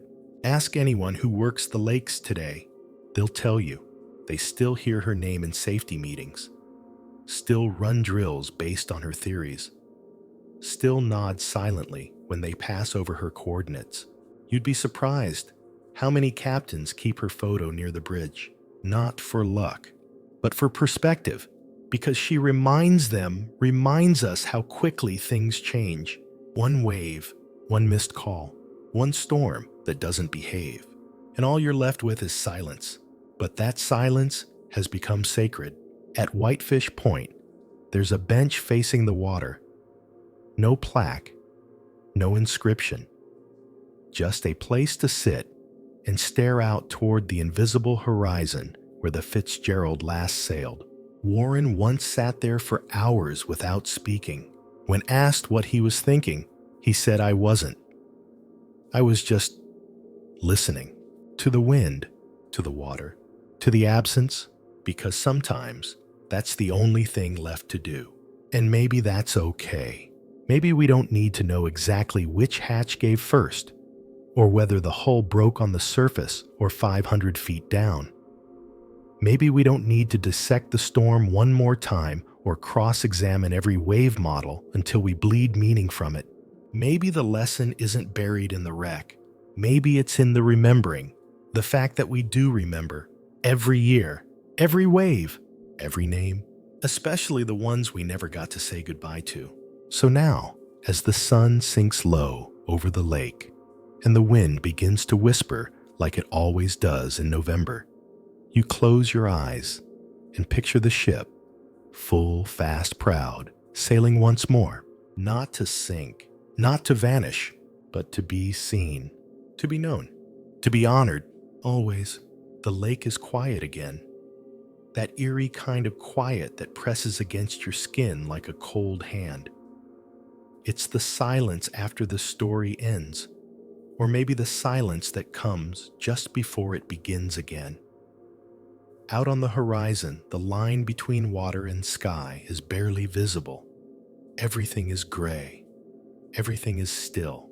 But below that surface, 530 feet down, the Edmund Fitzgerald still rests. And resting isn't quite the same as sleeping, because even now, she continues to shift just slightly with the currents. Her hull flexes a fraction when the lake breathes deep. Her stern, twisted and partially inverted, catches eddies like the tail of a sleeping dragon. The bow, upright and imposing, still wears her name. Still dares anyone to forget. But of course no one really does. In fact, she's more remembered now than she ever was when she sailed. Back then, she was just another big boat with iron in her belly. The largest on the lake, sure. But still, just a freighter. A workhorse. Built to move ore and make money. She wasn't designed to be legendary. But that's the thing about legends. They don't ask for permission. They rise out of moments that feel too strange, too sudden, too final. The Fitzgerald became one, not because of the size of her wreck, but because of the void she left. The complete absence of survivors. The mystery. The storm. The bell. And the way her story just stopped. No explanation, no recovery, no closure, only water. You could argue that the lake itself finished writing the story, that it decided this was where the book would end mid-sentence. That's how it feels when you read the Coast Guard report. So many phrases ending in question marks. So many theories built from approximations. 1,000 words trying to say we don't really know. But the Fletchers, after all their dives, came to a different conclusion. It's not that the story ended, it's that the story lives differently now, not as data, but as presence, a kind of living memory that clings to the lake like fog. It seeps into the air around Whitefish Bay. It hangs in the breath of old sailors telling younger ones to double knot their boots and check the drain lines twice. It swirls in the sonar pulses bouncing off her hull. It creaks in the museum floorboards when visitors shuffle quietly past the bell. There's a reason the Fitzgerald is never far from conversation in these parts, because she wasn't the first to go down, and she won't be the last, but she might be the most unforgettable. Part of that is timing. The mid-1970s marked a turning point in maritime safety, in satellite forecasting, in cultural memory. The world was beginning to shrink.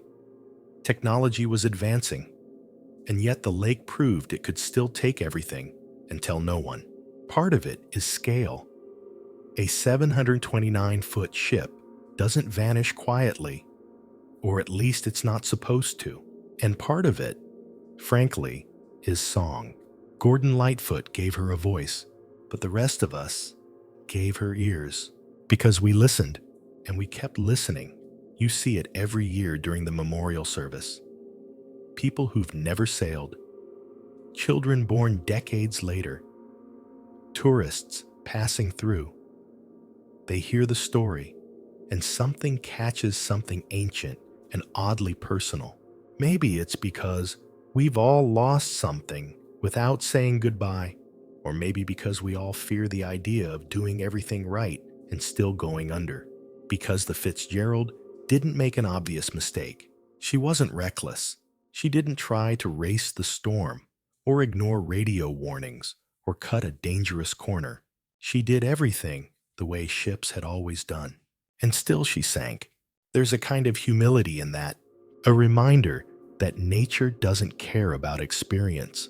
She respects it, maybe, but she doesn't bend for it, which is why sailors still step aboard with a kind of sacred ritual. A moment of pause, a scan of the sky, a hand run across a rail, not to test its strength, but to feel something solid before heading into the unknown. Because every ship that sails Superior now sails with the Fitzgerald in mind. In the way we measure cargo, in the way we check ballast, in the way we speak her name softly, usually as if not to wake her. The Fletchers have spoken to hundreds of people over the years.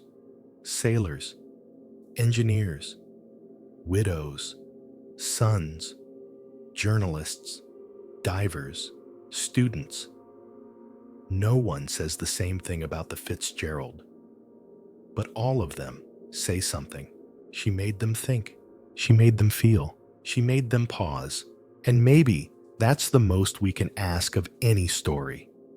That it leaves a mark, not a scar, not a wound, but a memory etched deep enough to last past bedtime, past weather, past decades.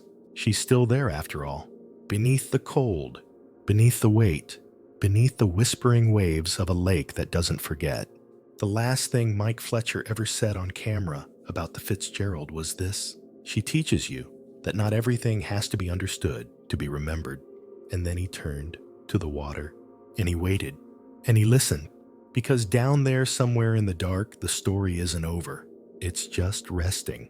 You don't plan on staying out here this late, but something holds you. The lake has that effect, especially Superior. She stretches so far into the dusk, she makes time feel like a rumor. The sun's gone, now dipped behind a slate-colored horizon, and the air grows thick with that damp, piney scent of early winter. You can see your breath again. There are no big answers tonight, just waves. But sometimes, that's all you need. The Edmund Fitzgerald is still out there somewhere beneath the surface. Not just the wreck, though she rests where she fell, but something else. An echo, a shape, the outline of a story that somehow remains crisp after decades of speculation, research, and remembrance. The lake gives you no conclusion, but she gives you everything else, and maybe that's enough. Warren Fletcher once stood on this shoreline and said, "The lake didn't take her, she just kept her." That's how it feels. Like Lake Superior doesn't just destroy. She absorbs, she preserves, and she reminds. And so each year when November comes, the rituals return. The museum prepares its bell. The readers gather their lists. The same names spoken with the same reverence. 29 men, one ship, one story that refuses to end. But let's pause here on this cold sand, under this pale sky, and ask the question that's waited the longest. Why do we care? Why, after all these years, after all the other shipwrecks, does the Fitzgerald still capture us? Part of it is mystery, sure. We're drawn to the unsolved, the unexplained. The idea that a 729-foot freighter could disappear without witnesses, without wreckage on the surface, without even a proper goodbye, that chills us.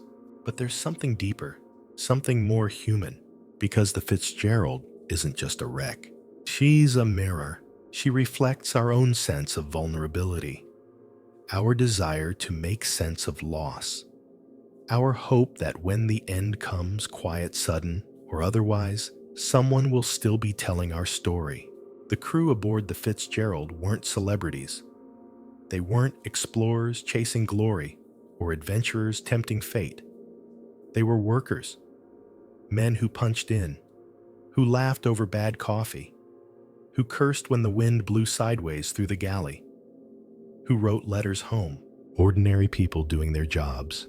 And maybe that's the real reason the Fitzgerald never leaves us, because she reminds us how close the extraordinary always is to the ordinary. A regular trip, a regular ship, And then everything changes. No monument, no museum, no song, no report can ever bring those 29 men back. But all of it can hold space for them. That's the work now. Not discovery, not even explanation, but memory, keeping the story intact, polished like the bell, kept warm like the watch cap on a hook, spoken softly like a prayer, and not just for them, for everyone we've lost without answers, for every name that's disappeared into some storm of our own. The Fletchers understood this. That's why their work never ended at the wreck site. It extended to classrooms, to documentaries, to interviews with captains and widows, to storytelling.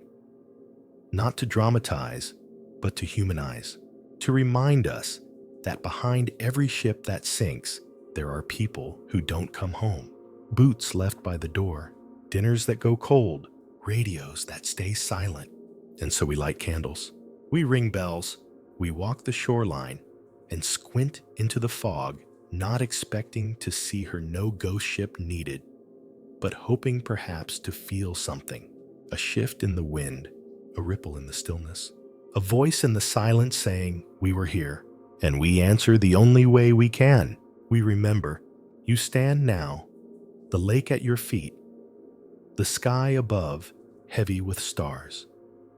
Somewhere far behind, a lighthouse blinks its steady signal. Somewhere ahead, the water stretches into shadow, and you realize something. You don't need to see the wreck to understand it. You don't need to know every rivet or every wave, because the Fitzgerald isn't just a story you hear. She's a story you feel, a ship that carries on in the space between names and silence, between storm and song, between this moment and the one that comes next. You inhale, you exhale, and you let the lake speak, not in words, but in the hush that follows them. The Edmund Fitzgerald is still out there, and somehow that's enough. The lake is black now, not dark black, like ink, like velvet wrapped around the edges of the world. The air has gone still, but the cold remains threading its way through your sleeves, pressing against your skin in that silent, insistent way Lake Superior knows so well. And still you linger, because this is where the story rests, not where it ends, no, but where it settles, gathers itself like mist over the water. Here at the edge of everything you finally understand, the Edmund Fitzgerald isn't a mystery to be solved. She's a presence to be held. And in this last quiet moment, you hold her. You think of 29 men, some young, some weathered, all asleep now beneath the pressure of time and tide. You think of the final message, we are holding our own. A phrase so simple, so stoic, it feels almost scripted. But it wasn't. It was real. A real voice. A real captain. A real attempt to keep going. That's what people forget sometimes. The Fitzgerald didn't sink in defeat. She sailed forward until the very last second. She didn't turn back. She didn't stop. She held her own. And maybe that's the real legacy, not the storm, or the song, or the sonar scans, but the act of endurance, of pressing forward into the unknown with broken radar mounting waves and no guarantee of a clear sky on the other side. She was, in the end, still trying to make it home. That effort deserves remembering, more than the mystery, more than the mechanics, because we all know what it means to be holding our own, to feel overwhelmed, off balance, a little too heavy in the water. But we push ahead anyway. The Fitzgerald was us. She still is, and that's why she stays with us, not as a ghost, but as a companion. A kind of patron saint for anyone who's ever braved a storm, literal or otherwise. Warren Fletcher said once that the lake didn't steal the Fitzgerald. She just proved that sometimes the world doesn't give you a second chance. And yet, the story became one anyway, a second chance for us to learn, to honor, to remember. The reforms that came after her loss were real. Stronger hulls, stricter inspections, better weather warnings, more respectful listening to the instincts of seasoned crews. But so were the softer changes, like how mariners started talking more openly about fear, how families of the lost found each other and built a kind of lighthouse in community, how the public, moved by a song, decided that this story mattered and kept it alive. That's the work of legacy. It doesn't bring back the ship, but it keeps her from sinking twice. The bell, now polished and resting beneath glass, has become something more than metal. It's a heartbeat, a promise, a reminder that silence doesn't have to mean forgotten. It means sacred. And when it tolls one ring for each name, you can feel the weight of those moments. Not heavy, just full. There's something beautiful in that. Not dramatic, not tragic, just full. The Fitzgerald isn't the end of a story. She's the middle, the part that lingers between waves, the breath before the next verse. And so you stand one last time on the frozen edge of Whitefish Bay. The wind nudges your collar. The pines behind you whisper. Somewhere far below, the great freighter lies still. But her story hums just beneath your feet. You don't speak. You don't need to. Because this moment isn't for talking. It's for carrying. So you do. You carry her in the way you check the locks one extra time. In the way you hold your child's hand crossing the street. In the way you double-check the weather, not out of fear, but out of respect. Because you remember what happens when we forget. The lake doesn't punish, she teaches. The final lesson of the Fitzgerald isn't about how quickly a ship can vanish. It's how long a story can stay. And tonight, as the water rocks gently beneath the stars, you let that lesson sink in, not like a weight, like a truth. And you walk away slowly from the shoreline, not because you've left her behind, but because you carry her with you now, into memory, into mourning, into the world that waited on the other side of the storm. The lake is still the wind gone soft, and your eyes are heavy. We've traveled far tonight, across waves and time, through metal and memory, into the quiet spaces left behind by a vanished ship and the people who loved her. The Edmund Fitzgerald began as steel, as business, as motion, and ended as silence. But not the kind of silence that forgets, the kind that remembers, that holds names, rings, bells, and stirs the surface of a November lake, even 50 years later. She taught us that strength is not invincibility, that routine can become tragedy, and that mystery, when honored, becomes memory. She showed us that the most unforgettable stories often end without explanation, but never without meaning.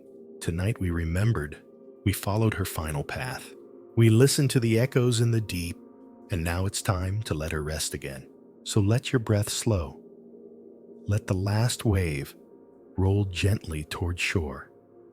Let the story settle into stillness.